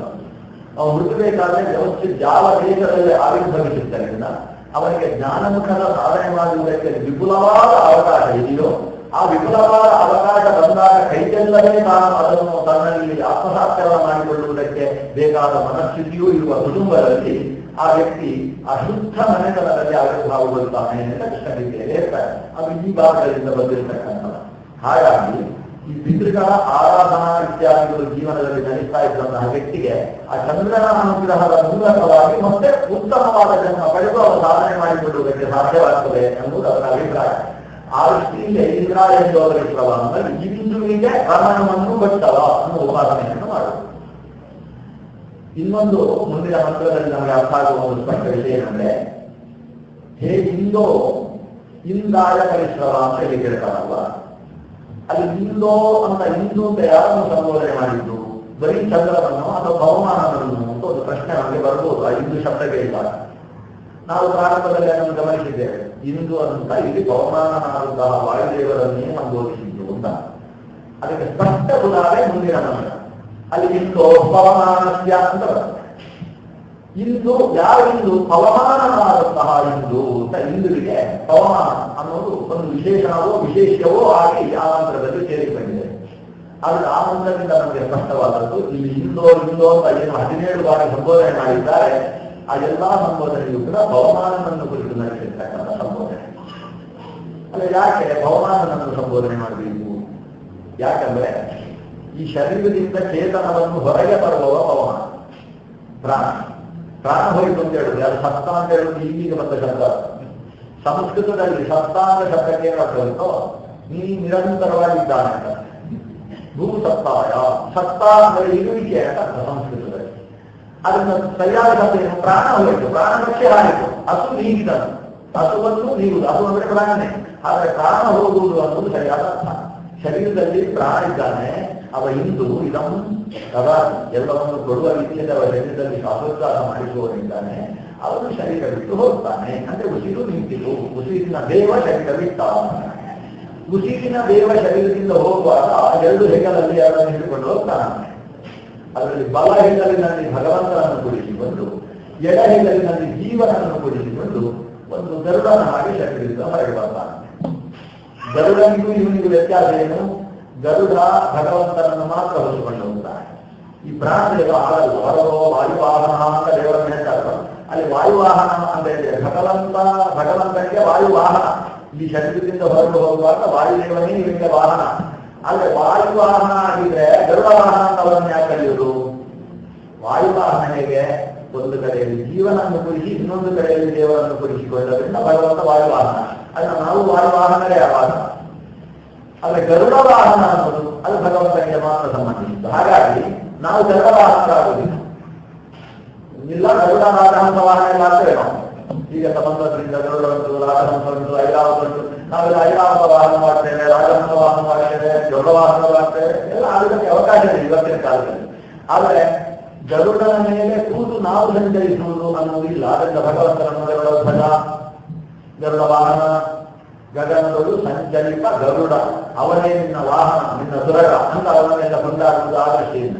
ವಾಯುವಾಹನ ಅಂತ ಹೇಳುವುದು ಬಹಳ ಅದ್ಭುತ. ಎಲ್ಲೋ ವಿಷ್ಣು ಸಹಸ್ರನಾಮ ಹೇಳುವಾಗ ವಾಯುವಾಹನ ಅಂತ ಹೇಳುವಾಗ ಅದು ಹಾಗಂದು ಹೇಳಿದ್ದೇವೆ ನೆನಪಿಲ್ಲದೆ ಈ ವೈದ್ಯದಲ್ಲಿ ಹೇಳ್ಕೊಂಡು ಹೋಗ್ಬಿಡ್ತೇವೆ. ಆ ಭಗವಂತನಿಗೆ ವಾಯು ವಾಹನವಾಗುವುದು ಇದೆ. ನಾವು ಇಬ್ಬರಿಗೆ ನೆನಪಾಗುವುದು ಯಾವಾಗ ಅಂದ್ರೆ ಆ ವಿಷಯಮುಖ ಪರ್ವತದಲ್ಲಿ ಮೇಲೆ ಸುಗ್ರೀವರಿದ್ದವ, ಕೆಳಗಿರುವ ತೇಜಸ್ವಿಗಳಾದಂತಹ ಇಬ್ಬರು ಯುವಕರನ್ನು ಕಂಡು ಇದು ವಾಲಿಯೇ ನಮ್ಮನ್ನು ಕೊಲ್ಲುವುದಕ್ಕೆ ಕಲಿಸಿರ್ತಕ್ಕಂತಹ ವ್ಯಕ್ತಿಗಳು ಅಂತ ಸಂಶಯಿಸಿದ ಹೊತ್ತಿಗೆ ಆ ಸುಗ್ರೀವನಿಗೆ ಬುದ್ಧಿ ಹೇಳಿ ಇಂಥ ತೇಜಸ್ವಿಗಳ ಬಗ್ಗೆ ನಿಮಗೆ ಸಂಶಯವು ಅಂತ ಬೈದು ಈ ಆಂಜನೇಯ ಕೆಳಗಿಳಿದು ವಟುಸ್ವರೂಪದಿಂದ ಬಂದು ಇವರಿಗೆ ನಮಿಸಿ ವಿಚಿತ್ರವಾದ ಮಾತುಗಳನ್ನು ವ್ಯಾಕರಣಬದ್ಧವಾಗಿ ಆಡಿ ಆ ರಾಮಚಂದ್ರನಿಂದ ಮಾತಿನ ಬಗ್ಗೆ ಹೊಗಳಿಕೆಯನ್ನು ಪಡೆದು ನಾನು ಯಾರು ಅಂತ ಇವರು ಪರಿಚಯ ಕೊಟ್ಟಾಗ ಇಂಥ ಹೇಳಿದಾಗ ರೂಪ ಕೊಡಬೇಕು ಅಂತ ರಾಮ ಹೇಳಿದಾಗ ವಿಶಾಲವಾದ ತನ್ನ ಆಂಜನೇಯ ರೂಪವನ್ನು ತೋರಿ 32 ಅಡಿ ಇರಲಿಲ್ಲ, ಅದು 32 ಯೋಜನೆ ಅಷ್ಟು ಎತ್ತರದ ತನ್ನ ಆಂಜನೇಯ ರೂಪವನ್ನು ತೋರಿಸಿ ಆ ರೂಪದಲ್ಲಿ ಬಂದು ನೀವು ನಡ್ಕೊಂಡು ಹೋಗಬಾರ್ದು, ನಾನು ಎತ್ತಿಕೊಂಡು ಹೋಗಬೇಕು ಅಂತ ಒಂದು ಕಡೆಯಲ್ಲಿ ರಾಮಾನುಜನಾದಂತಹ ಲಕ್ಷ್ಮಣನನ್ನು ಇನ್ನೊಂದು ಕಡೆಯಲ್ಲಿ ಶ್ರೀರಾಮನನ್ನು ಕೂಡಿಸಿಕೊಂಡು ಹೋದಾಗ ಭರ್ಗೋ ದೇವಸ್ಯ ಮಹತ್ ದೇವಸ್ಯ ಭರ್ಗಸ್ತಃ ಭೋಯ ತೋಜನಿ, ಆ ದೇವನಾದಂತಹ ಭಗವಂತನನ್ನು ಭರಣ ಗಮನ ಮಾಡಿದ. ಭರ್ಗ ಅವ ಭರಣ ಅಂದ್ರೆ ಹೊತ್ತುಕೊಂಡು ಗಮನ ಮಾಡಿದ. ಆದ್ರಿಂದ ವಾಯುವಾಹನ ಅನ್ನುವ ಶಬ್ದ ಅಲ್ಲಿ ನಮಗೆ ಅರ್ಥ ಆಗುತ್ತೆ. ಆದರೆ ಅದು ನಿರಂತರ ವಾಯುವಾಹನ. ಶರೀರದಿಂದ ಹೋಗುವಾಗ ವಾಯುದೇವನೇ ಹೊತ್ತುಕೊಂಡು ಹೋಗ್ತಾನೆ. ಆ ದೃಷ್ಟಿಯಿಂದ ಹೊತ್ತುಕೊಂಡು ಹೋಗುವವರ ಹತ್ರ ಹೇಳ್ಬೇಕು, ಡ್ರೈವರ್ ಹತ್ರ ಹೇಳ್ಬೇಕು ಡೆಸ್ಟಿನೇಷನ್ ಯಾವುದು. ನಾವು ಯಾರ್ಯಾರು ನಾವನ್ನು ಹಿಂದೋ ಚಂದ್ರ ಎತ್ತಿಕೊಂಡು ಹೋಗ್ಬಾರ್ದು, ಯಾವ ಕೊಟ್ಟು ಫುಟ್ಬಾಲೇ ಬರ್ತದೆ. ಅಂದ್ರೆ ಹಿಂದೋ ಚಂದ್ರನ ಹೇಳುವುದಲ್ಲ. ಯಾಕಂದ್ರೆ ಯಾರು ಕರ್ಕೊಂಡು ಹೋಗ್ತಾ ಇದ್ದಾರೆ ಅವರಿಗೆ ನಾವು ಹೇಳ್ಬೇಕು ಅವರೆಲ್ಲ ಎಲ್ಲಿಗೆ ಹೋಗಬೇಕು ಅಂತೇಳಿ. ಆದ್ರಿಂದ ಇಲ್ಲಿ ಹಿಂದೋ ಅಂದ್ರೆ ಈ ಶರೀರದಿಂದ ಹೊತ್ತು ಹೊರಡತಕ್ಕಂತಹ ವಾಯುದೇವ ಅಂತ ಅರ್ಥ. ಅದನ್ನು ಮುಂದಿನ ಮಂತ್ರ ಸ್ಪಷ್ಟಪಡಿಸುತ್ತೆ. ಹಿಂದೋ ಪವಮಾನ ಹಿಂದೋ ಪವಮಾನಸ್ಯ. ಪವಮಾನ ಅಂದ್ರೆ ಸಂಸಾರದಿಂದ ದಾಟಿಸುವ ಅಂತ ಅಷ್ಟೇ ಅಲ್ಲ, ಪವಿತ್ರೀಕರಿಸುವವ ಅಂತ ಅಷ್ಟೇ ಅರ್ಥ ಅಲ್ಲ, ಮತ್ತೆ ಖುಷಿ ಪಡುವವ ಅನ್ನೋದು, ಸುರಿಸುವವ ಅಂತ. ಪವಮಾನ ಅಂದ್ರೆ ಪವತಿ ಅಂದ್ರೆ ಪವತಿ ಸುರಿಸ್ತಾನೆ ಅಂತ. ಇನ್ನೊಂದು ಪವಮಾನ ಅಂದ್ರೆ ಹಾಡುವವ ಅಂತ. ಅದು ನಮ್ಮಲ್ಲಿ ಹಾಡುವವರೆಲ್ಲ ಜಾಸ್ತಿ ಅಲ್ಲ, ಹಾಡುವುದು ಅಂತ ಅವನು ಹಾಡುವವ. ವಾಯುದೇವರ ಹಾಗೆ ಹಾಡುವವರು ಯಾರಿಲ್ಲ. ಈ ಹಾಡುವ ಶಬ್ದ ಯಾಕೆ ಬಂತು ಅಂತ ಮೊನ್ನೆ ನಾನು ಘೋಷ ಮಾಡಿದೆ ಕನ್ನಡ ನಿಘಂಟು. ಅದರಲ್ಲಿ ಮಡಿಬಡಿ ಎಂದು ಹಾಡುವವರಿಗೆ ಹಾಡುವರು ಎಂದು ಹೆಸರು ಅಂತ ಬಂದಿದೆ. ಹಾಡುವ ಶಬ್ದಕ್ಕೆ ಬ್ರಾಹ್ಮಣ ಅದು ಕನ್ನಡದ ಅರ್ಥ. ಇವರು ಮಹಾ ಪಂಡಿತರಲ್ವಾ, ಕನ್ನಡ ನಿಘಂಟು ಬಂದವರು. ಅವರಿಗೆ ಹಾಡುವರು ಯಾಕೆ ಹಾಡುವರು ಯಾಕೆ ಹಾಡುವುದು ಅಂತ ಅಭಿಪ್ರಾಯ. ಅದು ದೇವಸ್ಥಾನದ ಪೂಜೆಯನ್ನು ಮಾಡುವುದಕ್ಕೆ ಅವರು ಅತ್ಯಧಿಕ ಯಾರ ಹೊರದೈವ ಮಾಡಿ ಅವರ ನೆರಳು ಕಂಡು ಹಾಡುವುದು ಹೋಗ್ತಾರೆ. ಹಾಡುವುದು ಅಂತ ಇದೊಂದು ವ್ಯಾಖ್ಯಾನ ಮಾಡಿದ್ದಾರೆ. ಸತ್ಯವ ಸುಳ್ಳೆ ಯಾರಿಗೆ ವ್ಯಾಖ್ಯಾನ ಅಂತ ಮಾಡಿದ್ದಾರೆ. ಪವಮಾನ ಅನ್ನೋ ಶಬ್ದಕ್ಕೂ ಹಾರುವವ ಅಂತ ಅರ್ಥ ಇದೆ. ಹಾರಿಕೊಂಡು ಹೋಗುವವ. ಯಾಕಂದ್ರೆ ಗಾಳಿಯಷ್ಟು ಹಾರುವಂತಹ ಜಾಗವಿದೆ. ಯಾವುದು ಹಾರುವುದಾದ್ರೂ ಗಾಳಿ ಇದೆ. ವಿಮಾನವೇ ಹಾರುವುದಾದ್ರೂ ಕೂಡ ವ್ಯಾಕ್ಯೂಮ್ ಅಲ್ಲಿ ಹಾರಿದ್ದೇನೆ ಅಂದ್ರೆ ಹಾರಿಸ್ಲಿಕ್ಕೆ ಆಗುತ್ತೆ. ಹಾರುವುದಕ್ಕೆ ಎಲ್ಲರ ಹಾರಾಟಕ್ಕೂ ಕೂಡ ಅಧಿಷ್ಠಾನವಾಗಿರುವ ವಾಯು ಅವನಾಗೆ ಹಾರುವುದಾಗ ಆಗುತ್ತಾನೆ. ನಮ್ಗೆ ರಾಮಾಯಣದಲ್ಲಿ ಸ್ಪಷ್ಟವಾಯ್ತಲ್ಲ, ನೀನೇ ಯೋಜನ ಕೊನೆಗೆ ಅಂಗಲ ಹೇಳಿದ 100 ಯೋಜನ ಅಂತ ಹೇಳಿದ್ರು. 100 ಯೋಜನ ಹಾರವಲ್ಲೇ ವಾಪಸ್ಸಲ್ಲಿ ಗೊತ್ತಿಲ್ಲ ನನಗೆ, ಅಷ್ಟು ಸುತ್ತಾಗುತ್ತೆ. ನಿಶ್ಚೀಮ ಪೌರುಷ ಬಲಕ್ಕೆ ಕುತಶ್ರಮಕ್ಕೆ ಎಷ್ಟು ಹಾರಿದರೂ ಕೂಡ ಎಂದೂ ಶ್ರಮವಾಗದೇ ಇರುವ ಹಾರಾಟ ಗಾಳಿಯಲ್ಲಿ ಮಾತ್ರ ಸಾಧ್ಯ, ವಾಯುವಿನಲ್ಲಿ ಮಾತ್ರ ಸಾಧ್ಯ. ಅದನ್ನ ಪವನೇ, ಪವನ ಅಂದ್ರೆ ಹಾರು, ಬೀಸುವ ಹಾರುವ ಅವನಿಗೆ ಪವಮಾನ ಅಂತ ಹೇಳಿದರು. ಆದರೆ ಇಂದು ಅಂದ್ರೆ ಬೀಸುವ ಗಾಳಿಗೆ ಸಂಬಂಧಪಟ್ಟಂತಹ ಮುಖ್ಯ ಪ್ರಾಣ, ಘೋರವಾಯುವಲ್ಲ ಮುಖ್ಯ ಪ್ರಾಣ. ಅವನು ಅಂತಹ ಇಂದ್ರಿನ ಹತ್ರ ಇಂದ್ರಾಯ ಮಾಂ ಪರಿಶ್ರವ ಅಂತ ಪ್ರಾರ್ಥನೆ ಮಾಡತಕ್ಕಂತಹ ಮಂತ್ರ. ಅದರ ನಂತರದ ಇನ್ನೊಂದು ಅಂದ್ರೆ ಆ ಮಂತ್ರ ಹೇಳ್ತದೆ, ಈ ಪಿತೃದೇವತೆಗಳು ಅವರು ಚಂದ್ರನಿಂದ ಆಪ್ಯಾಯನವನ್ನು ಪಡಿತಾರೆ. ಆ ಚಂದ್ರ ಈ ವಾಯುವಿನಿಂದ ಆಪ್ಯಾಯನವನ್ನು ಪಡಿತಾನೆ. ಈ ವಾಯು ಆ ಭಗವಂತರಿಂದ ಆಪ್ಯಾಯನವನ್ನು ಪಡಿತಾನೆ. ಆ ಚಂದ್ರ ನಮಗೆ ಆಪ್ಯಾಯನವನ್ನು ಕೊಡ್ತಾನೆ. ಇಲ್ಲಿ ಇಷ್ಟ ಅಲ್ಲಿಗೆ ಹೋಗಿ ಆಮೇಲೆ ಚಂದ್ರನಿಂದ ಇಲ್ಲಿಗೆ ಬರ್ತಾನೆ. ಈ ಮಂತ್ರಗಳನ್ನೆಲ್ಲ ನೋಡಿದಾಗ ಮನುಷ್ಯರಿಗೂ ಚಂದ್ರನಿಗೂ ಒಂದು ವಿಶಿಷ್ಟವಾದ ಸಂಬಂಧ ಇದೆ ಅಂತ ನಮಗೆ ಅರ್ಥ ಆಗುತ್ತೆ. ಇದು ಪುರಾಣಗಳನ್ನೆಲ್ಲ ಕೇಳಿದಾಗ ಈ ಅರ್ಥ ಆಗುವುದಿಲ್ಲ ನಮಗೆ. ಮಂತ್ರಗಳನ್ನು ನೋಡ್ತಾ ಹೋದ ಹಾಗೆ ಪ್ರಾಣಿಗೂ ನಮಗೂ ಇರುವ ಸಂಬಂಧದ ಅರ್ಥ ಆಗಿರುತ್ತದೆ. ಅದರಿಂದ ಹರಿಕಥಾನುಸಾರವೇ ಮೊದಲಾದಂತಹ ದಾಸಾಹಿತ್ಯ ಬಂದದ್ರಿಂದ ನಾವು ಉಪನಿಷತ್ತು ಓದದೆ ಹೋದರೂ ಪ್ರಾಣಿಗೂ ನಮಗೂ ಸಂಬಂಧ ಅರ್ಥ ಆಗ್ತದೆ. ಆದ್ರೆ ಪುರಾಣ ಓದಿದ್ರೆ ನಮಗೆ ಪ್ರಾಣಿಗೂ ನಮಗೂ ಇರುವ ಸಂಬಂಧ ಅರ್ಥ ಆಗುವುದಿಲ್ಲ. ಇದರ ವಾದವಾದ ತೀರ್ಥರು ಉಪನಿಷತ್ತಿಗೆ ವ್ಯಾಖ್ಯಾನ ಮಾಡುವಾಗ ಸ್ಪಷ್ಟ ಹೇಳ್ತಾರೆ ಯಾಕೆ ಹೀಗಾಯಿತು, ಈ ಪ್ರಾಣಿಗಳ ಮಹತ್ವ ಪುರಾಣಗಳಲ್ಲಿ ಸಿಗುವುದೇ ಇಲ್ಲ ಅಂತ ಯಾಕೆ ಹೀಗಾಯಿತು ಅಂದ್ರೆ ಕನ್ನಡ ಶಿಖರ ಶಾಪ ಅಂತ ಬರೀತಾರೆ. ವಾದರಾಜ ತೀರ್ಥರು ಅಂದ್ರೆ ಪ್ರಾಣದೇವರಿಗೆ ಕನ್ನಡದಂತಹ ಶಾಪ ಏನೋ ಒಂದು ಘಟನೆ ಆಯ್ತಂದ್ರೆ ಅದರಲ್ಲಿ ಪ್ರಾಣದೇವರಿಗೆ ಕನ್ನಡ ಋಷಿಗಳೇ ಇರುತ್ತೆ. ನಿಮಗೆ ಲೋಕದಲ್ಲಿ ಪ್ರಸಿದ್ಧಿ ಇಲ್ಲದೆ ಹೋಗಿ ಶಾಪ. ಹಾಗಾಗಿ ಪುರಾಣಗಳು, ಮಹಾಭಾರತ ಇವೆಲ್ಲ ಸ್ಪಷ್ಟವಾಗಿ ಪ್ರಾಣದೇವರನ್ನು ಎಲ್ಲ ಕೆಲಸ ಅವರೇ ಮಾಡಿಸುವುದು ಅನ್ನೋದನ್ನು ಹೇಳಿ ಒಂದು ಅಪರೂಪಕ್ಕೆ ಒಂದು ಸಲ ಭೀಷ್ಮರ ಬಾಯಲ್ಲೋ ಮತ್ತೊಬ್ಬರ ಬಾಯಲ್ಲೋ ಬರುತ್ತೆ. ಅದು ಅಂಥದ್ದು ಇಂಥದ್ದು, ಅದು 10 ಗುಣ ಉಳ್ಳದ್ದು, ಅಂಥದ್ದನ್ನು ಮೀರಿತು ಮತ್ತೆ ಯಾವುದೂ ಇಲ್ಲ. ಅದು ಯಾವಾಗ ಈ ಪ್ರಾಣ ಹೋಯಿತು ಅಂತಾದ್ರೆ ಅದೇ ರಕ್ಷಿಸುವುದು. ಪ್ರಾಣ ಶರೀರ ಹೋದ ಮೇಲೂ ಆತ್ಮವನ್ನು ರಕ್ಷಿಸತಕ್ಕಂಥದ್ದು ಅದೇ ಇತ್ಯಾದಿ ಮಾತುಗಳು ಮಹಾಭಾರತದಲ್ಲಿ ಬರ್ತವೆ. ಆದರೆ ಉಪನಿಷತ್ತಿನಲ್ಲಿ ಪ್ರಾಣ ಶ್ರೇಷ್ಠ ಜ್ಯೇಷ್ಠ ಅಂತ ಹೇಗೆ ಪ್ರಾಣನ ಶ್ರೇಷ್ಠತ್ವವನ್ನು ಹೇಳುವ ಮಾತು ಬರುತ್ತೆ, ಅಷ್ಟು ಲೋಕದಲ್ಲಿ ಬರುವುದಿಲ್ಲ. ಅದು ಶಾಪ ಇದ್ರೆ ಅದು ವೇದವಾದಗಳಿಂದ ಹಾಗೆ ಅನುಷ್ಠಾನ ಮಾಡಬೇಕಿತ್ತಲ್ವ? ಅಥವಾ ಈ ದೊಡ್ಡ ದೇವತೆಗಳಿಗೆ ಚಿಕ್ಕವರು ಶಾಪ ಕೊಟ್ಟರೆ ಅದನ್ನು ಅನುಷ್ಠಾನ ಮಾಡಬೇಕೇನು? ಅದು ಪ್ರಾಣದೇವರ ಗುಹ್ಯತೆ ಅಂತ ಪ್ರಾಣದೇವರಿಗೆ ಇಷ್ಟ ಅಂತಾರೆ. ಅದಕ್ಕೋಸ್ಕರವೇ ಪ್ರಾಣದೇವರೇ ನಿಂತು ಕನ್ನಡದಲ್ಲಿ ಒಂದು ಶಾಪ ಬೆಳೆಸಿಕೊಂಡಂತೆ, ನೀನು ಹೆಚ್ಚು ಪ್ರಸಿದ್ಧಿ ಇಲ್ಲದೆ ಹೋಗುವ ಅಂತ ಶಾಪ ಕೊಡಿಸಿಕೊಂಡು ನಾನು ಹೆಚ್ಚು ಪ್ರಸಿದ್ಧಿ ಆದರೆ ಬೆಲೆ ಸಿಗುವುದಿಲ್ಲ. ಎಲ್ಲ ಕಡೆ ಪ್ರಾಣ ಸಿಕ್ಕಿದ್ರೆ ಅಲ್ಲಿ ಭಾಗವತ ತೆಗೆದ್ರೆ ಅಲ್ಲೂ ಉಂಟು, ಈ ಕಡೆ ಲಿಂಗ ಪ್ರಾಣ ತೆಗೆದ್ರೆ ಅಲ್ಲೂ ಉಂಟು, ಪೂರ್ವ ಪ್ರಾಣ ತೆಗೆದ್ರೆ ಅಲ್ಲೂ ಕೂಡ ಪ್ರಾಣ ಶ್ರೇಷ್ಠ. ಎಲ್ಲ ಕಡೆಗೂ ಪ್ರಾಣ ಶ್ರೇಷ್ಠತ್ವ ಸಿಕ್ಕಿಬಿಟ್ರೆ ಹೆಚ್ಚು ಬೆಲೆ ಇರುವುದಿಲ್ಲ. ಅದು ಉಪನಿಷತ್ ಯೋಜನೆಯಲ್ಲಿ ಮಾತ್ರ ಸೂಕ್ತವಾಗಿರುವುದಿಲ್ಲ. ಈ ಮುಖ್ಯವಾದ ವಿದ್ಯೆಗೆ ರಹಸ್ಯತ್ವ ಅನ್ನುವುದು ಗುಣ ಅನ್ನುವ ದೃಷ್ಟಿಯಿಂದ ಪ್ರಾಣಶಕ್ತಿಯ ಶ್ರೇಷ್ಠತೆ ಬೇರೆ ಕಡೆ ಬರುವುದಿಲ್ಲ. ಅದು ಉಪನಿಷತ್ತಿನಲ್ಲಿ ಹೆಜ್ಜೆಗೂ ತಸ್ಮಿನ್ ನಮ್ಮ ಪರಿಷ್ಠವಾದ ಉಪನಿಷತ್ತು ಶುರು ಮಾಡಿರಬಾರದು, ಪ್ರಾಣನ ಶ್ರೇಷ್ಠತೆ ತಿಳಿಸಲಾಗಿದೆ. ಆದ್ದರಿಂದ ಇಲ್ಲೂ ಕೂಡ ಈ ವೇದ ಅಂತ ಹೇಳ್ತದೆ, ಪ್ರಾಣ ಆ ಪ್ರಾಣ ಚಂದ್ರನಿಗೆ ಬಲ ಕೊಡ್ತಾನೆ, ಪ್ರಾಣನಿಗೆ ಭಗವಂತ ಬಲ ಕೊಡ್ತಾನೆ, ಚಂದ್ರ ನಮಗೆ ಬಲ ಕೊಡ್ತಾನೆ. ಆದ್ದರಿಂದ ಇಂದು ಹಿಂದುವನ್ನು ರಮಣಗೊಳಿಸುವ ಪ್ರಾಣನ ಮೂಲಕ ಹಿಂದುವಿಗೆ ರಮಣವನ್ನು ಬೆಳೆಸತಕ್ಕಂತಹ ಓ ಭಗವಂತ ಇಂದ್ರ, ನಿನ್ನ ಹತ್ತಿರಕ್ಕೆ ಈ ಹಿಂದೂ ಈ ಪ್ರಾಣದೇವ ನನ್ನನ್ನು ಸೇರಿಸಿ ಅಂತ ಪ್ರಾರ್ಥನೆ ಮಾಡುವ ಅಂತ ಇದೆ. ಅಂದ್ರೆ ಚಂದ್ರನಿಗೂ ನಮಗೂ ಸಂಬಂಧ ಒಂದು ಸಾಮಾನ್ಯವಾಗಿ ಮನುಷ್ಯನಾಗಿ ಹುಟ್ಟಿದ ವ್ಯಕ್ತಿ ಅವನು ಎಲ್ಲೆಡೆ ದೇವರನ್ನು ನೋಡುವ ಶಕ್ತಿಯನ್ನು ಪಡೆದಿರುವುದಿಲ್ಲ. ಅಂದ್ರೆ ವ್ಯಾಪ್ತೋಪಾಸನೆಗೆ ಶಕ್ತಿ ಈ ಮನುಷ್ಯನಿಗೆ ಇರುವುದಿಲ್ಲ. ಅವನೇನಿದ್ರು ಪ್ರತಿಮೆಯಲ್ಲಿ ಉಪಾಸನೆ ಮಾಡ್ತಾರೆ. ಪ್ರತಿಮೆಯಲ್ಲೂ ಕೂಡ ಅವನು ಕಲ್ಲಿನಲ್ಲೋ ಮಣ್ಣಿನಲ್ಲೋ ಲೋಹದಲ್ಲೋ ಮರದಲ್ಲೋ ಮಾಡಿದಂತಹ ಪ್ರತಿಮೆಗಳನ್ನು ದಾರಿ ಅಥವಾ ಶೈಲಿ ಅಂದರೆ ಶಿಲಾಮಯವಾದದ್ದು ಅಥವಾ ಲೋಹಮಯವಾದಂತಹ ಇಲ್ಲ ಮಂಡಲವೇ ಮೊದಲಾದ ಪ್ರತೀಕಗಳಲ್ಲಿ ದೇವರನ್ನು ಆರಾಧನೆ ಮಾಡ್ತಾರೆ. ಆದರೆ ಇದಕ್ಕಿಂತ ವಿಶೇಷ ಅಂದರೆ ಅವ 3 ಪ್ರತೀಕಗಳಲ್ಲಿ ಆರಾಧನೆ ಮಾಡಬೇಕಾದ್ರೆ ಯಾವುದು?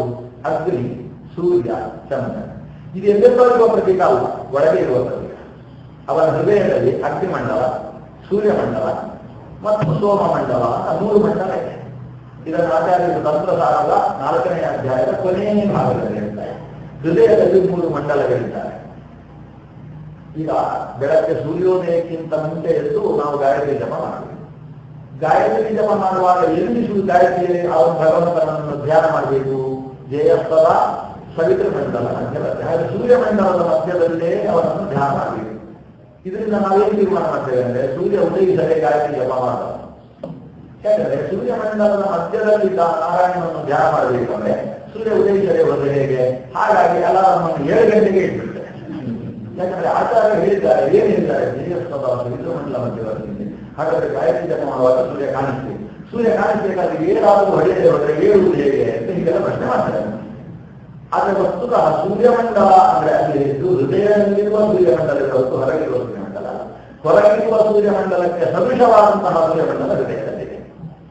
ಆ ಹೃದಯದಲ್ಲಿರುವ ಸೂರ್ಯಮಂಡಲವನ್ನು ಧ್ಯಾನಿಸಿ ಆ ಸೂರ್ಯಮಂಡಲದ ಒಳಗೆ ನಾರಾಯಣನನ್ನು ಧ್ಯಾನಿಸುವುದು. ಇದು ಧ್ಯಾನ ಅಂದ್ರೆ ಎಲ್ಲೋ ಹೊರಗಿನ ಧ್ಯಾನ ಅಲ್ಲ, ಒಳಗಿನ ಧ್ಯಾನ. ಧ್ಯಾನ ಯಾವತ್ತೂ ಕೂಡ ಒಳಗೆ, ಹೊರಗೆ ಅನ್ನುವ ಧ್ಯಾನ ಇಲ್ಲ. ಧ್ಯಾನ ಇರುವುದೇ ಒಳಗೆ.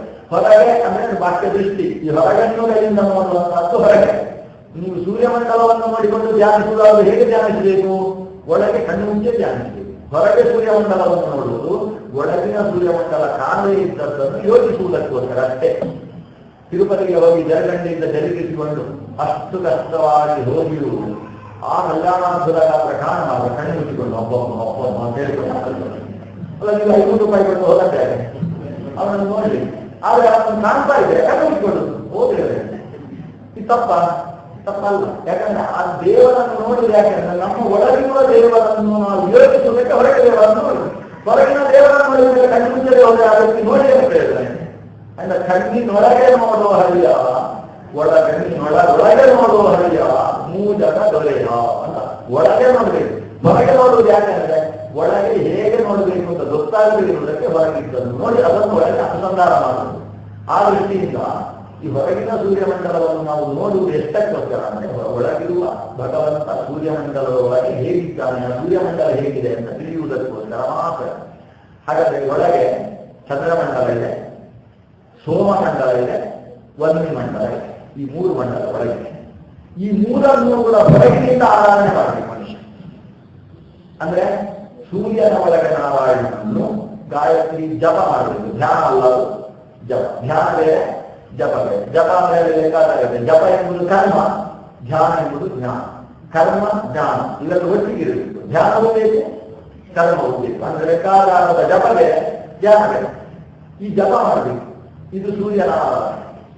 ಅಗ್ನಿಯ ಆರಾಧನೆ ಮಾಡಬೇಕು. ಔಪಾಸನ ಕರ್ಮವನ್ನು ಮಾಡಬೇಕು. ಗೃಹಸ್ಥಾನ ಅಗ್ನಿಯಲ್ಲಿ ಅಗ್ನಿ ಪ್ರಜಾಪತಿಗಳಿಗೆ, ಸೂರ್ಯ ಪ್ರಜಾಪತಿಗಳಿಗೆ ಆಹುತಿಯನ್ನು ಕೊಡ್ತಕ್ಕಂಥ ಔಪಾಸನ ಕರ್ಮ. ಅದರಿಂದ ಅಗ್ನಿಯಲ್ಲಿ ಭಗವಂತನನ್ನು ಆರಾಧನೆ ಮಾಡಬೇಕು. ಮತ್ತೊಂದು ಚಂದ್ರನಲ್ಲಿ ಆರಾಧನೆ ಮಾಡಬೇಕು. ಇದು ಹೇಗೆ ಅದು ಎಲ್ಲ ಚಂದ್ರನಲ್ಲಿ ಆರಾಧನೆ ಮಾಡುವುದು ಅಂದ್ರೆ ಬ್ರಹ್ಮಯಜ್ಞವನ್ನು ಮಾಡಿ ಪಿತೃಗಳಿಗೆ ತರ್ಪಣವನ್ನು ಕೊಡಬೇಕು. ಪ್ರತಿನಿತ್ಯ ಮಾಡಬೇಕಾದ ಆರಾಧನೆ. ಪಿತೃಗಳಿಗೆ ತರ್ಪಣ ಅನ್ನೋದು ಚಂದ್ರನ ಆರಾಧನೆ. ಯಾಕಂದ್ರೆ ಪಿತೃಗಳಿಗೆ ತರ್ಪಣ ಹೋಗುವುದೇ ಚಂದ್ರನ ಮೂಲಕ. ಆ ಅನುಸಂಧಾನ ಬೇರೆ. ವರ್ಷಕ್ಕೊಂದು ಸಲ ಶ್ರಾದ್ದ ಮಾಡಿದ್ದೇವೆ, ಅದು ಚಂದ್ರನ ಆರಾಧನೆ. ಅಂದ್ರೆ ಮನುಷ್ಯನಿಗೆ ಅವಶ್ಯ ಕರ್ತವ್ಯ ಆರಾಧನೆಗಳು ಅಂದ್ರೆ ಅಗ್ನಿ, ಸೂರ್ಯ, ಚಂದ್ರ. ಚಂದ್ರನ ಆರಾಧನೆ ನಡೆಸದೇ ಇದ್ದವ ಅಗ್ನಿ ಸೂರ್ಯರ ಆರಾಧನೆಯನ್ನು ನಡೆಸಿದ ಪಕ್ಷದಲ್ಲಿ ಅದು ನಿಷ್ಫಲವಾಗ್ತದೆ ನಮ್ಮ ಮಾತು ಹರಿವಂಶದಲ್ಲಿ. ಅಂದ್ರೆ ಪಿತೃಕಾರ್ಯ ವಿಲೀನನಾದಂತಹ ವ್ಯಕ್ತಿಯ ಕರ್ಮಗಳನ್ನು ಈ ದೇವತೆಗಳು ಸ್ವೀಕಾರ ಮಾಡುವುದಿಲ್ಲ. ಪಿತೃಕಾರ್ಯವೇ ಚಂದ್ರನ ಆರಾಧನೆ. ಈ ದೃಷ್ಟಿಯಿಂದ ಚಂದ್ರ, ಪಿತೃ ಇವುಗಳಿಗೆ ಸಂಬಂಧ ಇರುವುದರಿಂದ ಮತ್ತೆ ಆ ಚಂದ್ರನ ಬಗ್ಗೆ ಬರ್ತದೆ. ಸೋಮ ಸೋಮ ಸೋಮ ಅನ್ನುವ ಶಬ್ದ ಬರ್ತದೆ. ಇನ್ನೊಂದು ಕಾರಣ ಇದೆ. ಇಂದ್ರ ಅನ್ನುವ ಶಬ್ದಕ್ಕೆ ಇನ್ನೊಂದು ಮಂತ್ರದಲ್ಲಿ ನಾವು ಅನುಸಂಧಾನ ಮಾಡುವಾಗ ಇಂದು ರಮಯತೆ ಆಯ್ತಲ್ವಾ, ಇಂದು ರಮಯತಿ ದೇವಾನ್ ಅನೇನ ಇತಿ ಇಂದ್ರ. ಇಂದು ಅಂದ್ರೆ ಸೋಮರಸ. ಸೋಮ ಚಂದ್ರನಿಗೂ ಇಂದು ಅಂತ ಹೆಸರು. ಸೋಮನಿಂದ ಅಭಿಮನ್ಯಮಾನವಾಗಿರತಕ್ಕಂತಹ ಸೋಮರಸಕ್ಕೂ ಕೂಡ ಇಂದು ಅಂತ ಹೆಸರು. ದೇವತೆಗಳಿಗೆ ಇಂದು ಅಂದ್ರೆ ಭಾರಿ ಇಷ್ಟ. ದೇವತೆಗಳು ಸೋಮ ರಸಕ್ಕೋಸ್ಕರ ಕಾಯ್ತಾರೆ. ನಮ್ಮ ತುಪ್ಪಕ್ಕೋಸ್ಕರ, ಪುರೋಡಾಟಕ್ಕೋಸ್ಕರ ಅಷ್ಟು ಕಾಯುವುದಿಲ್ಲ. ಆದ್ರೆ ಸೋಮರಸ ಭಾರಿ ಇಷ್ಟ. ಅದಕ್ಕೋಸ್ಕರ ಕದ್ರುಮುಖರನ್ನ ಏನ್ ಮಾಡಿದ ಅಂದ್ರೆ ಒಂದು ಸಲ ಈ ಚಮಸದಲ್ಲಿ ಯಾವತ್ತು ಸೋಮರಸವನ್ನು ಇಳಿಸುತ್ತಿರು. ಚಮಸ ಅಂತ ಹೇಳಿದ್ರೆ ಸುಮಾರು ಒಂದು ಪಾವು ಅಷ್ಟು ಹಿಡ್ಕೊಂಡು ಒಂದು ಮರದ ಪಾತ್ರೆ, ಅದಕ್ಕೊಂದು ಕೈ ಇರ್ತದೆ, ಅದಕ್ಕೆ ಚಮಸ ಅಂತ ಹೇಳ್ತಾರೆ. ಆ ಚಮಸದಲ್ಲಿ ಸೋಮರಸ ಹಾಕಿರ್ತಾರೆ. ಒಂದು ಆಹುತಿಗೆ ಆ ಒಂದು ಪಾವು ಸೋಮರಸವನ್ನು ಸುರಿಬೇಕು ಅಂತ. ಚತುರ್ಮುಖಿ ಏನು ಮಾಡಿದ, ಒಂದು ಗಡಾಯಿ ಮಾಡಿ ಅದರಲ್ಲಿ ಸೋಮರಸವನ್ನು ಇಟ್ಬಿಟ್ಟ. ಈ ಚಮಸದಲ್ಲಿ ಎಷ್ಟಾಗ್ತದೆ ಈಗ, ಅದು ಒಂದು ಗಾಳಿ ಅಂತಲ್ಲ, ರಾವಣ ಹೊಟ್ಟೆಗೆ ಕಾಸಿಗೆ ಮಂಚಿಗೆ ಅಂತ, ಕಾಸಿಗೆ ಮಂಚಿಗೆ ಅಂತ. ಇದು ಈ ದೊಡ್ಡ ದೊಡ್ಡ ದೇವತೆಗಳಿಗೆ ಚಮಸ ಯಾಕೆ ಅಂತೇಳಿ ಒಂದು ಜಡಾಯಲ್ಲಿ ಎಷ್ಟು 4 ಕಳಸಿದೆ. ಅದೆಷ್ಟು ಕಳಸಿದೆ ಅಂದ್ರೆ 14 ಸೇರಿ ಒಂದು ಕಳಸಿದೆ ಅಂದ್ರೆ ಇಂತಹ ಅಷ್ಟೊಂದು ಸೋಮರಸವನ್ನು ಸಿದ್ಧಪಡಿಸಿ ದೇವತೆಗೆ ಅಂತ ಹೇಳಿದ, ನೀವು ಅಲ್ಲಿಂದ ಓಡಿ ಬರಬೇಕು. ಯಾರು ಓಡಿ ಬರುವಾಗ ಮಧ್ಯದಲ್ಲಿ ಬಾಗಿಲು, ಈ ಬಾಗಿಲು ಮುಚ್ಚುವುದರ ಒಳಗೆ ಯಾರು ಹೊರಗೆ ಬರ್ತಾರೆ ಅವರಿಗೆ ಮಾತ್ರ ಸೋಮನಾಥ, ಉಳಿದವರಿಗೆ ಇಲ್ಲ. ದೇವತೆಗಳು ಆ ಲೈನಲ್ಲಿ ನಿಂತು ಎಲ್ಲ ಯೋಚನೆ ಮಾಡ್ತಾರೆ. ಟಿವಿಯಲ್ಲಿ ನೋಡಿರ್ತೀರಲ್ಲ, ಒಂದು ಲೈನ್ ಅಲ್ಲೆಲ್ಲ ದೇವತೆಗಳು ನಿಂತಿದ್ದಾರೆ. ಚತುರ್ಮುಖ ರೈಟ್ ಅಂತ ಹೇಳಿದಾಗ ಹೊರಡಿದ್ರು. ದೇವತೆಗಳು ಓಡಿದ್ರು. ಓಡಲಿಕ್ಕೆ ಶುರು ಮಾಡಿದ ಹೊತ್ತಿಗೆ ಅಲ್ಲಿಗೆ ಹೋಗುವ ಬಂದವ ಯಾರು ಅಂದ್ರೆ ವಾಯುನಾಥಿ ರವಿ ಪೂರ್ವ ಬಾಹಿರ. ವಾಯುದೇವರು ಮೊದಲು ಅಲ್ಲಿಗೆ ಅದು ಗೊತ್ತಿದ್ದಾರೆ. ಈಗ ಓಡಲಿಕ್ಕೆ ಶುರು ಮಾಡಿದ್ದಾರೆ ಅಷ್ಟೇ, ವಾಯುದೇವರು ಬಂದಿದ್ದಾರೆ. ಅಂದ್ರೆ ವಾಯುದೇವರ ವೇಗ ಏನು ಅಂತ ಹೇಳ್ಬೇಕು. ವಾಯುದೇವರು ಮತ್ತು ಬಂದಾಯಿತು, ಆದರೆ ಬಾಗಿಲು ಮುಚ್ಚಿಲ್ಲ. ಒಂದಷ್ಟು ದೇವತೆಗಳು ಬಂದು ಒಳಗೆ ಸೇರಿದ ಮೇಲೆ ಬಾಗಿಲು ಮುಚ್ಚಿಲ್ಲ. ಇನ್ನು ಬಂದವರು ಬಾಗಿಲಲ್ಲೇ ನಮಸ್ಕಾರ ಮಾಡಬೇಕು. ಬಾಗಿಲು ಮುಚ್ಚುವುದರ ಒಳಗೆ ಯಾರು ಬಂದಿದ್ದಾರೆ ಅವರೆಲ್ಲ ಸೋಮಪಾಯಿಗಳು ಅಂತ ಅವರಿಗೆ ಹೇಳಿ. ಅವರು ಸೋಮ ಯಾಗದಲ್ಲಿ ಆಹುತಿ ಸ್ವೀಕರಿಸುವುದಕ್ಕೆ ಅಧಿಕಾರಿಗಳು, ಆ ದೇವತೆಗಳು. ಉಳಿದವರು ಈ ಸೋಮಪಾಯಿಗಳನ್ನು ಪೂಜೆ ಮಾಡುವುದರಿಂದ ಅವರಿಗೆ ಒಂದಿಷ್ಟು ಫಲ ಸಿಗ್ತದೆ ಅಷ್ಟೇ. ಅವರಿಗೆ ಸೋಮಪಾನಾರ್ಹತೆ ಇಲ್ಲ. ದೇವತೆಗಳಲ್ಲಿ ಸೋಮಪಾನದ ದೇವತೆಗಳು, ಸೋಮಪಾನಾರ್ಹದ ದೇವತೆಗಳು ಅಂತ 2 ಥರದ ವಿಭಾಗ. ಅದರಲ್ಲಿ ಒಂದು ಸಲ ಹೀಗಾಯ್ತು. ಆದರೆ ಆ ಹೊರಗೆ ಬಂದು ಬಾಗಿಲು ಹಾಕಲೇ ನಿಂತವರಿದ್ದಾರಲ್ಲ, ಕೆಲವರಲ್ಲೇ ಧರ್ಮಿ ಕೂತು ಅನ್ಸುತ್ತೆ. ಸ್ವಲ್ಪ ಕೂತು ಆಮೇಲೆ ಬ್ರಹ್ಮದೇವರು ಅವರ ಪ್ರಾರ್ಥನೆಗೆ ಹೋಗ್ಬಿಟ್ಟು ಬಂದಾಗ ಇನ್ನೊಂದು ಸಲ ಪರೀಕ್ಷೆ ಮಾಡುವಾಗ ಇದು ಸ್ವಲ್ಪ ಏನೋ ಸ್ವಲ್ಪ ಸರಿ ಇರಲಿಲ್ಲ, ಒಂದು ಬೆಂಗೆ ಬಂದು ಕೆಲಸ ಓದಲಿಕ್ಕೆ. ಈ ಸಲ ಇನ್ನೊಂದು ಸಲ ನೋಡೋಣ. ಈಗ 3 ಸಲ ಪರೀಕ್ಷೆ ಆಯ್ತಾನೆ. 3 ಸಲ ಪರೀಕ್ಷೆಯನ್ನು ಮೊದಲು ಬಂದದ್ದು ವಾಯುನ ರವಿ ಪೂರ್ವ ವಾಯುನ ತ್ರಿಹಿ ರವಿ. ಈ 3 ಬಾರಿ ಮೊದಲು ಬಂದದ್ದು ವಾಯುದೇವರು, ಆಮೇಲೆ ಉಳಿದವರು ಬಂದರು. ಆದ್ರೆ ಮೊದಲನೇ ಬಾರಿ ಎಷ್ಟು ಜನ ಬಾಗಿಲು ಹಾಕೊಂಡೊಳಗೆ ಒಳಗೆ ಬಂದಿದ್ರು, 2ನೇ ಬಾರಿ ಅಷ್ಟೇ. 3ನೇ ಬಾರಿ ಬಾಗಿಲಿನ ಮಧ್ಯದ ಒಬ್ಬ ದೇವತೆ ಸಿಕ್ಕಾಗ್ತದೆ. ಸಿಕ್ಕಿ ಹಾಕುವಂತ ದೇವತೆ ಯಾರು? ಅಶ್ವಿನಿ ದೇವತೆಗಳು. ಇಬ್ರು ಓಡಿ ಬರೋದ್ರಿಂದ ಈ ಸಮಸ್ಯೆ ಆಗ್ತದೆ. ಒಬ್ಬರು ಹೊರಗೆ ಒಂದು ನೀರು ಸಿಕ್ಕಿ ಹಾಕೋದು ಸಿಕ್ಕ. ಈಗ ಅಶ್ವಿನಿ ದೇವತೆಗಳಿಗೆ ಸೋಮಪಾನ ಕೊಡಬೇಕೋ ಬೇಡ ಅಂತ ಪ್ರಶ್ನೆ. ಈ ಪ್ರಶ್ನೆಗೆ ಕೊನೆಗೆ ಉತ್ತರ ಸಿಕ್ಕಿದ್ದೇನು? ಕೆಲವು ಸಮಯ ಬೇಡ, ಆಮೇಲೆ ಕೊಡುವ ಅಂದ್ರೆ ಅದನ್ನು ಹಾಗೆ ಇಟ್ಟು ಕೆಲವು ಸಂಘವನ್ನೆಲ್ಲ ಮುಂದಕ್ಕೆ ಪುಟಪ್ ಮಾಡಿದ್ರು. ವಿವೇಚನೆಗೋಸ್ಕರ ಅಂತ ಒಂದಿಷ್ಟು ಇತ್ತು. ಅದನ್ನು ಇಟ್ಟಕ್ಕ ನಾನು ವಿವೇಚನೆ ಮಾಡಿ ಸರಿ ಮಾಡಿದ್ದೆ ಯಾವಾಗ? ಈ ಚವನ ಮಹರ್ಷಿ ಯಾಗ ಮಾಡಿದ, ಅಲ್ಲಿ ತನಕ ಆಗಿದೆ. ಚವನ ಮಹರ್ಷಿ ಬರಬೇಕ ಇರಬೇಕು. ಚವನ ಮಹರ್ಷಿ ಅಶ್ವಿನಿ ದೇವತೆಗಳಿಗೆ ನಾನು ಆಹುತಿ ಕೊಡ್ತೇನೆ, ಅಶ್ವಿನ ಅಗತ್ಯ ವಿಶೋ ದ್ರವತ್ಪಾಡಿ ಶುಭಸ್ಪತಿ ಪುರೋಭುಜಾತ ನಶ್ಯಂ ಅಂತ ಹೇಳಿ ಆಹುತಿ ಎತ್ತಿದಾಗ ಇಂದ್ರದೇವರ ಪಂಕ್ತಿ ಇಲ್ಲದೆ ಇದ್ದವರನ್ನು ಪಂಕ್ತಿಗೆ ಕಳಿಸಿದೆ. ಜಾವಿದೆ ಅಂತ ಕೈಯಲ್ಲಿ ಕತ್ತಿ ಹಿಡಿದುಕೊಂಡು, ವಜ್ರ ಬಂದಿರಲಿಲ್ಲ, ಅದನ್ನು ರೆಡಿ ಮಾಡಿ ಕೊಟ್ಟಿದ್ದಾರೆ ವಜ್ರ. ಹಾಗಾಗಿ ಕೈಯಲ್ಲಿ ಕತ್ತಿ ಹಿಡಿದುಕೊಂಡು ಇಂದ್ರದೇವರ ತಡೆದಾಗ ಹೇಳಿದೆ, ಯಾಕೆ ಕೊಡಬಾರ್ದು ವೈದ್ಯರಿಗೆ ಆಹುತಿ? ಇದಕ್ಕೆ ವೈದ್ಯರಿಗೆ ಆಹುತಿ ಕೊಡಬಾರ್ದು ಸಂಪ್ರದಾಯ ಅಂತ ಇಂದ್ರರಿಗೆ ಕೊಡಬೇಕು. ಯಾಕೆ ಅಂದ್ರೆ ಕಾಲ ಶವನ. ಅದಕ್ಕೆ ಇಂದ್ರ ಖಂಡಿಸಿದ. ಅವರ ಅಶುಚಿ, ಅವರನ್ನು ಮುಟ್ತಾರೆ, ಹೆಣವನ್ನು ಮುಟ್ತಾರೆ, ಅವರ ಕೈಯಿಂದ ಎಷ್ಟೋ ಜನ ಸಾಯ್ತಾರೆ. ಅಂಥವರಿಗೆ ಆಹುತಿ ಕೊಡಬಾರ್ದು. ಇಂದ್ರ ಶವನ ಇವರ ವಾದ ಮಾಡಬೇಕಾದ್ರೆ ಮಹಾಭಾರತವನ್ನು ನೋಡ್ತೀವಿ. 2 ಅಧ್ಯಾಯಗಳು ಚರ್ಚೆ ನಡೆಸಿದ್ದಾರೆ. ಈ ವೈದ್ಯರಿಗೆ ಇವತ್ತು ಬಂತಿ ಸಿಕ್ಕಿದ್ದೇ ಇವರಿಂದ, ಶವನ ಮಹರ್ಷಿಯಿಂದ. ಅವರ ಮನೆಯಲ್ಲಿ ಶವನನ ಫೋಟೋ ಹಾಕಲೇಬೇಕು. ಈ ಆ ಶವನ ಮಹರ್ಷಿಗಳು ಇಷ್ಟೆಲ್ಲ ಚರ್ಚೆ ಮಾಡಿದ ಮೇಲೆ ಇಂದ್ರ ನಾನು ಮಾತು ಬೆಳೆಸುವುದಿಲ್ಲ, ಇಲ್ಲಿ ತನಕ ಅವರಿಗೆ ಆಹುತಿ ಕೊಡ್ತಾ ಇರಲಿಲ್ಲ, ಕೊಡಬಾರ್ದು, ಕೊಟ್ಟರೆ ತಲೆ ಕಡಿತೇನೆ ಅಂತ. ಈಗ ಶವನ ಮಹರ್ಷಿ ಮಂತ್ರ ಜೋರು ಮಾಡಿದ, ನೀನು ಸಾಧ್ಯ ಆದರೆ ಕಡಿಯಿಲ್ಲ. ಇವಾಗ ಕಟ್ಟಿ ಹಿಡ್ಕೊಂಡ ಹತ್ರ ಬಂದಾಗ ಮಂತ್ರ ನಿಲ್ಲಿಸಿ ಒಂದು ಸ್ತಂಭನ ಮಾಡಿದ. ಇಂದ್ರನಿಗೆ ಕೈ ಮೇಲೆ ಹೋಗ್ತಾ ಇದೆ, ಕೈ ಬೇರೆ ಹೋಗ್ತಾ ಇದೆ. ಇಟ್ಟ ಹಾಗೆ ಒಂದು ಸಂಭೀಕೃತ ಅಂತ. ದೇವತೆಗಳೆಲ್ಲ ಅವನ ಸ್ತಂಭನ ತೆಗಿ, ಅವನು ಕೂಡ ಅವನಿಗೆ ಕೊಡ್ತಾನೆ. ಸ್ತಂಭನ ತೆಗೆದ, ದೇವತೆಗಳನ್ನು ಕೂಡ ಒಪ್ಪಿಕೊಂಡ. ಹಾಗೆ ಅಶ್ವಿನಿ ದೇವತೆಗಳಿಗೆ ಅವತ್ತು ಸೋಮ ಸಿಕ್ಕಿದ, ಅಲ್ಲಿ ತನಕ ಸೋಮ ಸಿಕ್ಕಿರಲಿಲ್ಲ. ಹೀಗಾಗಿ ಸೋಮಪಾನಾರ್ಹ ದೇವತೆಗಳು ಅಂತ ಹೇಳಿದ್ರೆ ಅಶ್ವಿನಿ ದೇವತೆಗಳ ತನಕದ ದೇವತೆಗಳಿಗೆ ಸೋಮಪಾನದಲ್ಲಿ ಅರ್ಹತೆ ಎನ್ನುವುದಿದೆ.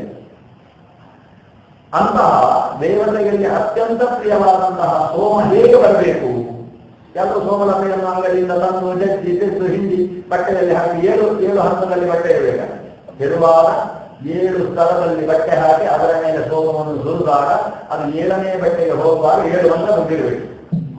ಆ 7 ಮಂತ್ರ ಹೇಳುವುದಕ್ಕಿಂತ ಮುಂಚೆಯೇ ಒಂದು ವೇಳೆ ಸೋಮ 7 ಹೋಯ್ತು ಕೆಳಗೆ, ಆವಾಗ ಆ ಸೋಮ ಸರಿ ಇಲ್ಲ, ಅದು ಲಿಕ್ವಿಡ್ ಜಾಸ್ತಿ ಆಯ್ತು ಅಂತ ಅದು ಅಷ್ಟೇ. ಆ ರಸಗಳ ಅಂದ್ರೆ ಮಳೆಗಾಲದ ಸೋಮರಸ ಆ ಸೋಮಲತೆ ಆಗುವುದಿಲ್ಲ, ಸೋಮಲತೆಯನ್ನು ಸಂಗ್ರಹ ಮಾಡಿರಬೇಕು. ಆ ಸೋಮಲತೆಯಿಂದ ರಸ ಅಲ್ಲಿಗೆ ಇಳಿಬೇಕು 7 ಮಂತ್ರ ಮುಗಿಯುವಾಗ. ಇನ್ನು ಮುಂದಿದ್ದನ್ನು ಅದಕ್ಕೆ ಬೇರೆ ಮಂತ್ರ ಹೇಳಿಕೊಂಡು ಆ ಕಡೆ ಇಬ್ಬರು ಕೂಡ ಅದನ್ನು ಸೇರಿಸಿ ಇಬ್ಬರು ಒಟ್ಟಿಗೆ ಸೇರಿ ಮಂತ್ರ ಹೇಳಿಕೊಂಡು ಅದನ್ನು ಹಿಡಬೇಕು. ಆವಾಗ ರಸ ಕೆಳಗೆ ಇಳಿಬೇಕು. ಇಳಿದ ರಸವನ್ನು ಆಮೇಲೆ ಚಮಸದಲ್ಲಿ ಹಾಕಬೇಕು. ಚಮಸದಲ್ಲಿ ಹಾಕುವಾಗ ಚಮಸಕ್ಕೆ ಅಲಂಕಾರ ಮಾಡಿ ಇಮೇ ಸೋಮನ ಅಲಂಕೃತ, ಅದಕ್ಕೆ ಚಮಸವನ್ನು ಅಲಂಕಾರ ಮಾಡಿ ಆ ಅಲಂಕಾರ ಮಾಡುವಾಗ ಆ ಅಲಂಕಾರ ಅಂದ್ರೆ ಒಳಗೆ ಇರುವಂತ ಯೋಚನೆ ಮಾಡಿಕೊಂಡು ಹೊರಗೆ ಅಲಂಕಾರ ಮಾಡಿ. ಈಗ ಒಳಗಿನ ಸೋಮ, ಒಳಗಿನ ಅಲಂಕಾರ ಅಂದ್ರೆ ಭಕ್ತಿಗೆ ಬೇಕಾದಂತಹ ಜ್ಞಾನವೈರಾಗ್ಯಗಳು ಇವೆಲ್ಲ ಒಳಗಿನ ಯೋಚನೆಯ ಜೊತೆಗೆ ಹೊರಗಿನ ಕರ್ಮ ನಡಿಬೇಕು. ಮಂತ್ರ ತಂತ್ರೋಪಕರಣ ಕರ್ತೃ ವಂದಿಷು ಕೇಶವಂ ದೇಶೇ ಕಾಲೇಜ ಮನ್ವಾನಾತ್ ಕರ್ಮ ಕುರುವಂತೆ ನಿರ್ಮಲಂ. ಆ ಕರ್ಮದ ನಿರ್ಮಲತೆಗೋಸ್ಕರ ಒಳಗೆ ಅನುಸಂಧಾನವು ನಡೀತಾ ಇರಬೇಕು. ಹೀಗೆ ದೇವತೆಗಳೆಲ್ಲ ಸೋಮಪ್ರಿಯರಾದ, ಆದ್ರೆ ಸೋಮಪ್ರೀತಿಯಾದದ್ದು ಆ ಸೋಮರಸವನ್ನು ಕುರಿತರೆ ಸ್ವಾದಿಷ್ಟವಾಗಿ ಮನಿಷ್ಠವಾಗಿರುತ್ತದೆ ಅನ್ನುವ ಕಾರಣದಿಂದ ಅಲ್ಲ. ಮತ್ತೆ ಆ ಸೋಮವನ್ನು ಹಿಂಡುವ ಕಾಲದಲ್ಲಿ ಅಂದ್ರೆ ಸೋಮವನ್ನು ಸೋಸುವ ಕಾಲದಲ್ಲಿ 7 ಮಂತ್ರ ಹೇಳಿದ್ರಲ್ವಾ, ಇಂದ್ರಾಯಂದು ಪರಿಶ್ರವ ಅಷ್ಟೇ ಮಂತ್ರ ಆಗಿದೆ. ಆ ಮಂತ್ರವನ್ನು ಹೇಳಿದ್ರು, ಆ ಮಂತ್ರದ ಕಾರಣದಿಂದ ಅವರಿಗೆ ಸೋಮ ಬರೀತೆ. ಯಾಕಂದ್ರೆ ಯಾರ್ಯಾರು ಸೋಮತೆ ಬರ್ತಾರೋ ಯಾರು ಕೂಡ ಮುಕ್ತರಲ್ಲ. ಮುಕ್ತಿಯ ಸಾಧನೆಯಲ್ಲಿರುವ ಅಪರೋಕ್ಷ ಜ್ಞಾನಿ, ಅಪರೋಕ್ಷ ಜ್ಞಾನ ಆದ್ಮೇಲೆ ಏನು ಸಾಧನೆ? ಅತಿಶಯಕ್ಕೋಸ್ಕರ ಸಾಧನೆ. ಅದನ್ನ ಆ ಸಾಧನೆಯಲ್ಲಿರ್ತಕ್ಕಂತಹ ಅಪರೋಕ್ಷ ಜ್ಞಾನಿ ದೇವತೆಗಳು ಅವರು ದೇವರಲ್ಲಿ ಕೇಳುವುದು, ಕೆಲವು ದೇವತೆಗಳು ಕೇಳುವುದೇನಂದ್ರೆ ನೀನು ಬೇಕು ಅಂತ ಅಷ್ಟೇ. ಕೆಲವು ದೇವತೆಗಳು ಕೇಳುವುದು ಮೋಕ್ಷ ಬೇಕು ಅಂತ ಕೇಳುದು. ದೇವತೆಗಳಲ್ಲಿ 2 ಥರ ಇದ್ದಾರೆ. ಮೋಕ್ಷ ಬೇಕಾ ಕೊಡು, ನಾನು ಮೋಕ್ಷ ಕೊಡ್ತಾ ಇದ್ದೇನೆ ತೆಗೋ ಅಂತ ಹೇಳಿದ್ರೆ ಇವ್ರು ಬೇಡ ಅಂತ ಹೇಳ್ತಾರೆ. ನನಗೆ ನೀನು ಬೇಕು ಸಾಕು, ಅದು ತೆಗೋ ಇರಿ ಅಂತ ದೇವರು ಹೇಳಿದ್ರೆ ನೀನು ಸಿಗ್ತೀಯಲ್ಲ, ಅದಕ್ಕೋಸ್ಕರ ಇದೆ ಮೋಕ್ಷ.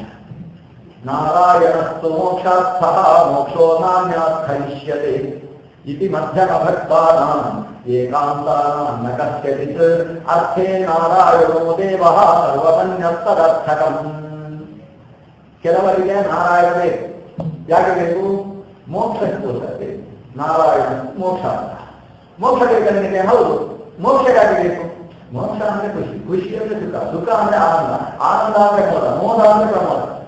ಸರಿ, ಯಾಕೆ ಬೇಕು ಹೇಳು? ಅದೇ ಖುಷಿ, ಅದಕ್ಕೋಸ್ಕರ ಬೇಕು ಇಷ್ಟೇ. ಆನಂದ, ಮೋಕ್ಷಾನಂದ ಯಾಕೆ ಬೇಕು ಅಂದ್ರೆ ಅದು ಆನಂದವಾದ್ರಿಂದ ಬೇಕು. ಇವರು ಮಧ್ಯಮ ಭಕ್ತರು ಅಂತ ಇವರನ್ನು ಕರೀತಾರೆ.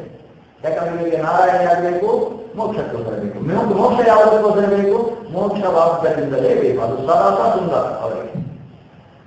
ಆದ್ರೆ ಇನ್ನೊಂದು ಬೇರೆ ಇದ್ದಾರೆ, ಏಕಾಂತಾನ ನಕಂಚರಿದರ್ಥೇ ನಾರಾಯಣ ದೇವ. ಇನ್ನು ಏಕಾಂತ ಭಕ್ತರು ಅಂತ ಹೇಳ್ತಾರೆ. ಅವರಿಗೆ ನಾರಾಯಣ ಬೇಕು ಅಷ್ಟೇ. ಮೋಕ್ಷ ಬೇಕಾ? ಬೇಡ ಅಂತ ಹೇಳ್ತಾರೆ. ಅಲ್ಲ, ಇಲ್ಲಿ ಬೇಕೋ ಮೋಕ್ಷ ಅಂದ್ರೆ ಬೇಕು ಅಂತಾರೆ. ಯಾಕೆ ಬೇಕು ಅಂತ ಹೇಳಿದ್ರೆ ಯಾಕಂದ್ರೆ ಅಲ್ಲಿ ನಾರಾಯಣ ಇದ್ದಾನಲ್ವಾ, ಅವನು ನಾನು ಕೊಟ್ಟಾಗ ಬೇಡ ಅಂತ ಹೇಳಿದ್ರೆ ಅವನಿಗೆ ನಾವು ಗೌರವ ಕೊಟ್ಟ ಹಾಗಾಗುವುದಿಲ್ಲ ಅಲ್ವಾ. ಅಂದ್ರೆ ದೇವರು ಕೊಟ್ಟಾಗ ಅವನು ನನ್ನ ನಿರಂತರ ಸಿಗಬೇಕು, ಅವನಿಗೆ ಪ್ರೀತಿಯಾಗಬೇಕು ಅಂತ ನಾನು ಮೋಕ್ಷಕ್ಕೆ ಬರ್ತೇನೆ ಅಷ್ಟೇ ಅಂತ ಇದ್ದಾರಲ್ಲ, ಇವರನ್ನು ಏಕಾಂತ ಭಕ್ತರು ಅಂತ ಹೇಳ್ತಾರೆ. ಅಂತಹ ಏಕಾಂತ ಭಕ್ತಿ ಅನ್ನುವುದು ಪರಶುಕ್ಲ ಹೃದಯದಲ್ಲಿ ನಮಗೆ ಕಾಣಿಸ್ತಕ್ಕಂಥದ್ದು. ಅದರ ನಂತರ ಅವರಿದ್ದಾರೆ ಈ ಸೋಮವಾಯಿಗಳಲ್ಲಿ. ನಂತರದ ದೇವತೆಗಳು ಇದ್ದಾರೆ, ಅಂದ್ರೆ 2 ಥರದ ಭಕ್ತರು ಸೋಮವಾಯಿಗಳಲ್ಲಿ ಇದ್ದಾರೆ. ಈ ಸೋಮವಾಯಿಗಳು ಏನ್ ಕೇಳ್ತಾರೆ? ಇಂದ್ರ ಎಂದು ಪರಿಸರ ಅವರು ಕೇಳ್ತಾರೆ. ಆ ಮಂತ್ರವನ್ನು ಹೇಳಿಕೊಂಡೇ ಸುರಿಸಿದಂತಹ ಸೋಮವನ್ನು ಪಾನ ಮಾಡುವ ಹಿನ್ನೆಲೆಯಲ್ಲಿ ಅವರಿಗೆ ಬೇಕಾದದ್ದು ಇಂದ್ರ ಎಂದು ಪರಿಸರ. ನಮ್ಮನ್ನು ಇಂದೋ ಅಂತ ಪ್ರಾಣದೇವರನ್ನು ಕೇಳುವುದಲ್ಲ, ಭಗವಂತನನ್ನೇ ಕೇಳುವುದು. ಓ ಭಗವಂತ, ಇಂದ್ರಾಯ ಪರಮೇಶ್ವರಿಯ ಸಂಪನ್ನನಾದಂತಹ ನಿನ್ನ ಸೈನ್ಯಕ್ಕೆ ನಮ್ಮನ್ನೂ ಕಟ್ಟುವು ಅಂತ ಅವರು ಕೇಳುವುದು. ಅಂದ್ರೆ ಭಗವಂತನನ್ನು ಪಡೆಯುವುದಕ್ಕೆ ಭಗವಂತನೇ ಮಾರ್ಗ ಅನ್ನುವುದಕ್ಕೆ ಪ್ರತೀಕವಾಗಿ ಈ ಮಂತ್ರವನ್ನು ದೇವತೆಗಳು ಅನುಸಂಧಾನ ಮಾಡಿಕೊಂಡು ಸೋಮಪಾನ ಮಾಡ್ತಾರೆ. ಅದರ ಸೋಮಪಾನ ಅನ್ನುವುದೇ ದೇವತೆಗಳಿಗೆ ಒಂದು ದೊಡ್ಡ ಉನ್ಮಾದ, ಅಂದ್ರೆ ಉತ್ಸವ, ದೊಡ್ಡ ಉತ್ಸವ. ಸೋಮಪಾನೋತ್ಸವ ದೇವತೆಗಳು ಅದರ ಮುಂದೆ ಹೇಳಲಾಗ್ತದೆ, ನಿಲ್ಲಿಸಿಲ್ಲ, ಅದು ಅಪಾರ್ಥಗಳಿಲ್ಲ ಸಾಧ್ಯತೆ. ಸೋಮಪಾನೋತ್ಸವ ದೇವತೆಗಳು ಸೋಮಪಾನವೇ ಉತ್ಸವವಾಗಿ ಉಳಿದವರು. ಅಂದ್ರೆ ಅವರಿಗೆ ಸೋಮಪಾನ ಅಷ್ಟು ಉತ್ಸವ ಅಂತ ಅಭಿಪ್ರಾಯ ಅಲ್ಲ. ಸೋಮಪಾನದ ಹಿನ್ನೆಲೆಯಲ್ಲಿ ಇರತಕ್ಕಂತಹ ಮಂತ್ರಗಳು ಅಷ್ಟು ಉತ್ಸವವನ್ನು ಕೊಡ್ತಕ್ಕಂಥದ್ದು. ಯಾವುದು? ನಾರಾಯಣ ಸೂಕ್ತವೇ. ಅನ್ನ ನಾನಾನ ಸೂಕ್ತ ಈ ಸೋಮಪಾನದ ಬಗ್ಗೆ ಒಟ್ಟು 9 ಮಂತ್ರಗಳನ್ನು ಹೇಳುತ್ತೆ. ನಮಗೆ ನಾಳೆ ನಾಳೆ ನಾಡಿದ್ದಲ್ಲ, ನಾಳೆ ನಾಡ್ತೀನಿ 2 ದಿವಸ ಇರುತ್ತೆ. ಹಾಗಾಗಿ ಇವತ್ತು ಅನಧ್ಯಯನ ಆದ್ರಿಂದ ನಾನು ಮಂತ್ರ ಹೇಳಬಾರದು, ಅದಕ್ಕೆ ವಿಷಯಗಳನ್ನು ಹೇಳ್ತೇನೆ. ಅದರ ಆಂತರಿಕದ ವಿಷಯಗಳನ್ನು ಮತ್ತೆ ನಾಳೆ ಮಾಡೋಣ. ಈಗ ಸೋಮಪಾನೋತ್ಸವ ವಿವಾಹ ಅಂತ ಬಂದಿರುವುದು ಯಾಕೆಂದ್ರೆ ಸೋಮ ರಸದ ನಿಷ್ಪಾದನೆಯ ಕಾಲದಲ್ಲಿ ಮತ್ತು ಸೋಮರಸವನ್ನು ಅಗ್ನಿಯಲ್ಲಿ ಆಹುತಿ ಕೊಡುವ ಕಾಲದಲ್ಲಿ ಅನುಸಂಧಾನಕ್ಕೆ ಬಳಸಿಕೊಳ್ಳತಕ್ಕಂತಹ ಮಂತ್ರ ವಿಶೇಷಗಳಿದ್ದಾರೆ. ಅವುಗಳು ಮುಖ್ಯವಾಗಿ ಭಗವಂತನ ಹತ್ರ ನಮ್ಮನ್ನು ಸೇರಿಸಿ ಬಿಡುವ ಅಭಿಪ್ರಾಯವುಳ್ಳವರು. ಆದ್ರಿಂದ ದೇವತೆಗಳಿಗೆ ಅವುಗಳು ಅತ್ಯಂತ ಉತ್ಸವವನ್ನು ಕೊಡತಕ್ಕಂಥವರಾಗ್ತಾರೆ. ಆದ್ರಿಂದ ಈ ಮಂತ್ರಗಳು ಆ ಸೋಮದ ಆಹುತಿ ಕೊಡುವ ಪ್ರಕ್ರಿಯೆ, ಆ ಸೋಮರಸಕ್ಕೆ ಅಭಿಮಾನಿಯಾದ ಚಂದ್ರ, ಆ ಚಂದ್ರನಿಗೆ ರಮಣವನ್ನು ಕೊಡ್ತಕ್ಕಂಥ ಭಗವಂತ, ಮಧ್ಯದಲ್ಲಿ ಅವರಿಗೆ ರಮಣಕ್ಕೆ ಕಾಲಮಾನ ಪವಮಾನ, ಇವಿಷ್ಟು ವಿಷಯಗಳನ್ನು ಜೊತೆಗೆ ಇರಿಸಿಕೊಂಡು ಹೇಳ್ತಾ ಇದ್ದಾರೆ. ಇದರ ಜೊತೆಗೆ ಒಂದು ಮಾತು ಬರ್ತದೆ. ಓ ಪ್ರಾಣದೇವನೇ, ಓ ಪವಮಾನನೇ, ನೀನು ನಮ್ಮ ಅಂಥಾರ್ಥದಿಂದ ದೂರಕ್ಕೆ ಬಿಸಾಡಿದರು. ಯಾವುದಂತಹದ್ದು? ನಮಗೆ ಹತ್ತಿರದಲ್ಲಾಗಲಿ ದೂರದಲ್ಲಾಗಲಿ ಯಾವುದು ಭಯವನ್ನು ಉಂಟು ಮಾಡುತ್ತೋ, ಯದಂತಿ ಎಚ್ಚ ದೂರಕ್ಕೆ, ಅಂತಿ ಅಂದರೆ ಹತ್ತಿರದಲ್ಲಿ, ನಮ್ಮ ಹತ್ತಿರದಲ್ಲಾಗಲಿ ಎಚ್ಚ ದೂರಕ್ಕೆ ಅಂದರೆ ದೂರದಲ್ಲಾಗಲಿ ಯಾವುದು ನಮಗೆ ಭಯವನ್ನು ತಂದು ಕೊಡ್ತದೋ ಅದನ್ನೆಲ್ಲ ಒಬ್ಬ ಅವಮಾನ ದೂರಕ್ಕೆ ಬಿಸಾಡಿ. ಈ ಭಯವನ್ನು ಕೊಡುವಂತಹದ್ದನ್ನು ತೆಗೆದು ಬಿಸಾಡು ಅಂತ ಪವಮಾನನಲ್ಲಿ, ಇಲ್ಲಿ ಇಂದೋ ಇಲ್ಲ, ಇಲ್ಲಿ ಪವಮಾನನಲ್ಲಿ ನಿನ್ನಲ್ಲಿ ನಾನು ಪ್ರಾರ್ಥನೆ ಮಾಡ್ತೇನೆ. ನನಗೆ ಹತ್ತಿರದಲ್ಲೂ ದೂರದಲ್ಲೂ ಬರತಕ್ಕಂತಹ ಏನು ಭಯಗಳಿದ್ದಾರೆ ಅದನ್ನು ದೂರಕ್ಕೆ ಬಿಸಾಡು. ಈ ಮಂತ್ರ ಏನು ಹೇಳ್ತದೆ? ಹತ್ತಿರದಲ್ಲಿ ಅಲ್ಲಿ ಅಂತಿಗೆ ದೂರಕ್ಕೆ, ಹತ್ತಿರದಲ್ಲೂ ದೂರದಲ್ಲೂ ಮಾಂ ಇಹ ಭಯಂ ಇಲ್ಲದೆ, ನನ್ನ ಹತ್ತಿರಕ್ಕೆ ಏನು ಭಯ ಬರ್ತದೆ ಅದನ್ನು ನಿನ್ನ ದೂರಕ್ಕೆ ಬಿಸಾಡಬೇಕು ಅಂತ ಹೇಳುವಾಗ, ಈ ಮನುಷ್ಯನಿಗೆ ಹತ್ತಿರದಲ್ಲಿ ಬರುವ ಭಯ ಯಾವುದು, ದೂರದಲ್ಲಿ ಬರುವ ಭಯ ಯಾವುದು? ಸಾಮಾನ್ಯ ವ್ಯಾಖ್ಯಾನಕಾರರಲ್ಲಿ ಏನಂತ ಹೇಳ್ತಾರೆ ಅಂದ್ರೆ, ಹತ್ತಿರದಲ್ಲಿ ಬರುವ ಭಯ ಅಂದ್ರೆ ರೋಗ ಭಯ, ದೂರದಲ್ಲಿ ಬರುವ ಭಯ ಅಂದ್ರೆ ಮರಣ ಭಯ ಅಂತ ಹಿಟ್ಟು ಮಾಡಿ ಕೈಗೊಳ್ಳುವುದು. ಕಾರಣ ಏನಂದ್ರೆ ರೋಗ ಭಯ ಹತ್ತಿರದಲ್ಲಿ ಆಗ್ತದೆ, ಯಾಕಂದ್ರೆ ಅದು ಶರೀರದಲ್ಲಿ ಬರುವುದು, ಅದು ತುಂಬಾ ಆಗ್ತದೆ. ಮರಣ ಭಯ ದೂರದಲ್ಲಿ ಆಗ್ತದೆ, ಅದು 3 ವರ್ಷ ಆದಮೇಲೆ ಬರುವುದು, ಅದಕ್ಕೆ ದೂರ. ಈಗ ಇಲ್ಲಿ ಪ್ರಶ್ನೆ ಇರುವುದೇನೆಂದ್ರೆ, ರೋಗ ಭಯ ಹತ್ತಿರದಲ್ಲಿ ಯಾಕೆ ಶರೀರದಲ್ಲೇ ಬರ್ತದೆ, ಮರಣ ಭಯ ಬೇರೆಯವರ ಶರೀರದಲ್ಲಿ ಬರ್ತದೆ, ಅದು ಇದೇ ಶರೀರದಲ್ಲಿ ಬರುವುದು. ಅಲ್ಲಿ ಹತ್ತಿರ ದೂರ ತಪ್ಪಲ್ಲ, ನಾನು ಆ ವ್ಯಾಖ್ಯಾನ ನಿರಾಕರಣೆ ಇಲ್ಲ, ಅದು ಹೌದು. ಆದರೆ ಹತ್ತಿರದಲ್ಲಿರುವ ಭಯ ದೂರದಲ್ಲಿರುವ ಭಯ ಅಂದ್ರೆ ಅದನ್ನು ನಮ್ಮ ಹಿರಿಯರು ನಮ್ಮ ಪರಂಪರೆಯಲ್ಲಿ ಮಾಡಿದ ವ್ಯಾಖ್ಯಾನವನ್ನು ನಾವು ಗಮನಿಸಿದರೆ ತುಂಬ ಸುಂದರವಾಗಿದೆ. ಸಾಮಾನ್ಯವಾಗಿ ಈ ಮನುಷ್ಯನಿಗೆ 7 ತರದ ಭಯ ಇರ್ತದೆ. ಅದನ್ನು ಅಂದ್ರೆ ಗೃಹಸ್ಥನಾದಂತಹ ಮನುಷ್ಯನಿಗೆ 7 ತರದ ಭಯ. ಗೃಹಸ್ಥೇನು ಬ್ರಹ್ಮಚಾರಿ ಆದರೂ ಹೇಳಿ, ಸನ್ಯಾಸಿ ಆದರೂ ಇವತ್ತಿನ ಕಾಲದಲ್ಲಿ 7 ತರದ ಭಯ ಇದೆ. ಎಲ್ಲರಿಗೂ ಟ್ಯಾಕ್ಸ್ ಆಗ್ತದೆ, ಸತ್ತ ಎಲ್ಲರಿಗೂ ಟ್ಯಾಕ್ಸ್ ಇರಬಾರ್ದು. ರಾಜಭಯ ಅಂತ ಹೇಳಿ ಮೊದಲನೇ ಭಯ ಯಾವುದಂದ್ರೆ ರಾಜಭಯ. ಎಲ್ಲಿ ನಾವು ಎಲ್ಲಿ ಟ್ಯಾಕ್ಸ್ ಹಾಕ್ಬಿಡ್ತಾರೋ, ಎಲ್ಲಿ ಅವರ ಖಜಾನೆಗೆ ಸೇರಿಕೊಂಡು ಬಿಡ್ತಾರೋ, ಎಲ್ಲಿ ರೋಡ್ ಅಗಲ ಮಾಡುವಾಗ ಮಠದ ಬಿಟ್ಟಾಗ್ತಾರೋ, ಇದು ಭಯ. ಯಾವಾಗ ಏನ್ ಮಾಡ್ತಾರೆ ಅಂತ ಹೇಳಿಕೊಂಡು ಇದಕ್ಕೆ ರಾಜಭಯ ಆಗ್ತದೆ. ಎರಡನೇದ್ದು ಎದ್ದಾದಂತಹ ಮಳೆ, ಅದು ಬೆಂಗಳೂರಲ್ಲಿ ಜಾಸ್ತಿ ಮಳೆ, ಅದಕ್ಕೆ ಜಲಭಯ ಆಗ್ತದೆ. ಮೂರನೆಯದ್ದು ಚೋರ ಭಯ, ಕಳ್ಳಕಾರರ ಭಯ. ಈ ಸಾಮಾನ್ಯ ಗೃಹಸ್ಥರಿಗೆ ಇರತಕ್ಕಂಥ ಭಯಗಳು. ಭಯ ಇರುತ್ತದೆ, ಆದರೂ ಅದಕ್ಕೆ ಮನೆ ಮುಂದೆ ನಾಯಿಗಳನ್ನು ಸಾಕ್ತಾರೆ. ಆಮೇಲೆ ಗೇಟಿನಲ್ಲಿ ನಾಯಿ ಸಾಕದೆ ಹೋದ್ರು, ಒಳಗೆ ನಾಯಿಗಳಿಂದ ಎಚ್ಚರಿಕೆ. ಜನರಿಗೆ ಅರ್ಥ ಆಗುತ್ತೆ, ನಿಶ್ಚಯವಾಗಿ ಹೋಗ್ತಾರೆ. ಇಷ್ಟೆಲ್ಲ ಮಾಡಿ ಅವರು ಅಲ್ಲಿಗೊಂದು ಬೀಗ ಹಾಕಿ, ಗಾರ್ಡನ್ಗೂ ಬೀಗ ಹಾಕಿ, ಎಲ್ಲಕ್ಕೂ ಬೀಗ ಹಾಕಿ, ಆ ಬೀಗದ ಕೈಗೊಂದು ಬೀಗ ಹಾಕಿ ಎಲ್ಲ ಮಾಡಿರ್ತೀವಿ. ಇದೆಲ್ಲ ಭಯದಿಂದಲೇ ನಡೆಯುವಂತ. ಈ ಚೋರ ಭಯ, ಜಲಭಯ, ಮತ್ತೊಂದು ವಿಷ ಭಯ ಅಂತ ಮತ್ತೊಂದು ಭಯ. ದಾರಿಯಲ್ಲಿ ಹೋಗುವಾಗ ಚಪ್ಪಲಿ ಹಾಕಿದ್ರೆ ಹೋಗ್ತಾನೆ, ಎಲ್ಲಾದ್ರೂ ವಿಷದ ಮುಂದೆ ಚುಚ್ಚಿದ್ರೆ ಅಂತ ಹೇಳಿ ಡಾಕ್ಟರ್ ಹೋಗಿ ಅವನು ಇಂಜೆಕ್ಷನ್ ಕೊಡುವಾಗ ಬಿಸಿಲಿನಲ್ಲಿ ಸರಿಯಾಗಿ ಮುಳುಗಿಸಿದ್ದೀರಾ ಅಂತ ಕೇಳಿಯೇ ಚಿಕಿತ್ಸೆ ಬರ್ತಾನೆ. ಇದಕ್ಕೆಲ್ಲ ವಿಷ ಭಯ ಅಂತ ಅಂದ್ರೆ ಯಾರು ಔಷಧಿ ಚಿಕಿತ್ಸೆ ಆಗ್ತಾರೆ ಅಂತ ಇದು ಭಯ, ಇದಕ್ಕೆ ವಿಷ ಭಯ ಅಂತ ಕರೀತಾರೆ. ಈ ರಾಜಭಯ, ಚೋರ ಭಯ, ಜಲಭಯ, ವಿಷ ಭಯ, ಅಗ್ನಿ ಭಯ, ಪಿಶಾಚ ಭಯ, ರೋಗ ಭಯ. ಅಗ್ನಿ ಭಯ ಉಂಟು, ಪಿಶಾಚ ಭಯ ಅಂತ ಮತ್ತೊಂದಿದೆ. ಅದು ಈಗ ಬೆಂಗಳೂರಲ್ಲಿ ಕಡಿಮೆ ಆಗಿದೆ. ಇಲ್ಲೆಲ್ಲ ಈ ಬಿಲ್ಡಿಂಗ್ ಬರುವುದಕ್ಕಿಂತ ಮುಂಚೆ ನಾನು ವಿದ್ಯಾಪೀಠಕ್ಕೆ ಸೇರುವಾಗ ಆ ಬೆಂಗಳೂರಲ್ಲಿ ದೊಡ್ಡ ಕಲ್ಲು, ಆ ಕಲ್ಲಿನಲ್ಲಿ ಹೊರಗೆ ಕೂತ್ರೆ ಆ ಕಡೆ ಎಲ್ಲ ದೊಂದಿಗಳು ಕಾಣಿಸ್ತದೆ, ದೀಪಗಳು ರಾತ್ರಿ 10 ಗಂಟೆ ರಂಧ್ರಗಳು ಕಾಣಿಸ್ತದೆ. ಅದು ಕೊಳ್ಳಿ ಕೂತ ಅಂತ ಹೇಳ್ತಾ ಇತ್ತು. ಯಾವ ಆ ಕಡೆ ಓಡಾಡುವುದು ಕೊಳ್ಳಿಕೊಂಡು ಹೋಗ್ತಾ ಇತ್ತು. ಇಲ್ಲಿ ಭೂತಗಳೇ ಕಾಣಿಸುವುದು, ನಾವೆಲ್ಲ ಹೌದು ಅಂತ ಅನ್ಕೊಂಡು. ಅಲ್ಲ ವಿದ್ಯಾರ್ಥಿಗಳಿಗೆ ಯಾರು ಬರಲ್ಲ, ನಾವು ಕಾಯ್ತೇವೆ. ದೀಪಗಳು ಅಕ್ಷಾತಿಗೆ ಹೋಗ್ತೇವೆ, ಈ ಕಡೆ ಬರಲ್ಲ. ನಮ್ಗೆ ಯಾವ ಅಧ್ಯಾಪಕರು ಹೇಳಿದ್ರು ಇದೆಲ್ಲ ಗಾಯತ್ರಿ ಜಪ ಮಾತಾಡಲ್ಲ, ಅದಕ್ಕೆ ಬರಲ್ಲ. ಅವತ್ತಿಂದ ನಮಗೆ ಧೈರ್ಯ, ಈ ಕೊಳ್ಳಿಭೂತಗಳು ಈ ಪರಿಸರದೊಳಗೆ ಬರೋದಿಲ್ಲ, ಆದ್ರಿಂದ ರಾತ್ರಿ 10 ಗಂಟೆ ನಂತರ ಹೊರಗೆ ಹೋಗಬಾರ್ದು, ಅದನ್ನ ಪಿಕ್ಚರ್ಗೆ ಬಂದಿಲ್ಲ. ಅಲ್ಲಿ ವಿಷಾದ ಭಯ ಅಂತ ವ್ಯವಸ್ಥೆ ಇದೆಯಲ್ಲ, ಒಂದು ರೀತಿ ಅದು ಒಳಗಿರ್ತಕ್ಕಂತಹ ಕೆಲವೊಂದು ಭಯಗಳು ಹೊರಗಿನಿಂದ ಕಾಣಿಸಿಕೊಳ್ಳುವಂತಹ ಭಯಗಳು. ಆದರೆ ವಾಸ್ತವ ಪಿಶಾಚಗಳು ಇದ್ದಾರೆ, ಸಾತ್ವಿಕರಾದ ತಾಮಸ ಪಿಶಾಚಗಳಿದ್ದಾರೆ, ಅದು ಮನಸ್ಸಿನಲ್ಲಿ ಆ ರೀತಿ ಭಯವನ್ನು ತುಂಬಿಸ್ತಾರೆ. ಇಂತಹ ಪಿಶಾಚ ಭಯ, ಕೊನೆಯದ್ದಾಗಿ ರೋಗ ಭಯ ಅಂತ ಈ ಒಟ್ಟು 7 ಥರದ ಭಯಗಳಿದ್ದಾರೆ. ಈ 7 ಥರದ ಭಯದಲ್ಲಿ ಕೆಲವು ಭಯಗಳು ಅಂತಿಕ, ಕೆಲವು ಭಯಗಳು ದೂರ. ಯಾವುದು? ಮಾನಸ ಭಯಗಳೆಲ್ಲವೂ ಕೂಡ ಅಂತಿಕ, ಅಂದರೆ ಮನಸ್ಸಿಗೆ ಉಂಟಾಗತಕ್ಕಂತಹ ಭಯಗಳೆಲ್ಲವೂ ಕೂಡ ಅಂತಿಕ. ಆದರೆ ಅಜ್ಞಾನ ಇದೆಯಲ್ವಾ, ಅದು ದೂರ. ಯಾಕಂದ್ರೆ ಅಜ್ಞಾನ ಭಯ ಮನಸ್ಸಿನದ್ದಲ್ಲ, ಬುದ್ಧಿಯದ್ದು. 2 ಭಯ, ಮನಸ್ಸಿನ ಭಯ, ಬುದ್ಧಿಯ ಭಯ ಅಂತ ಹೇಳಿದೆ.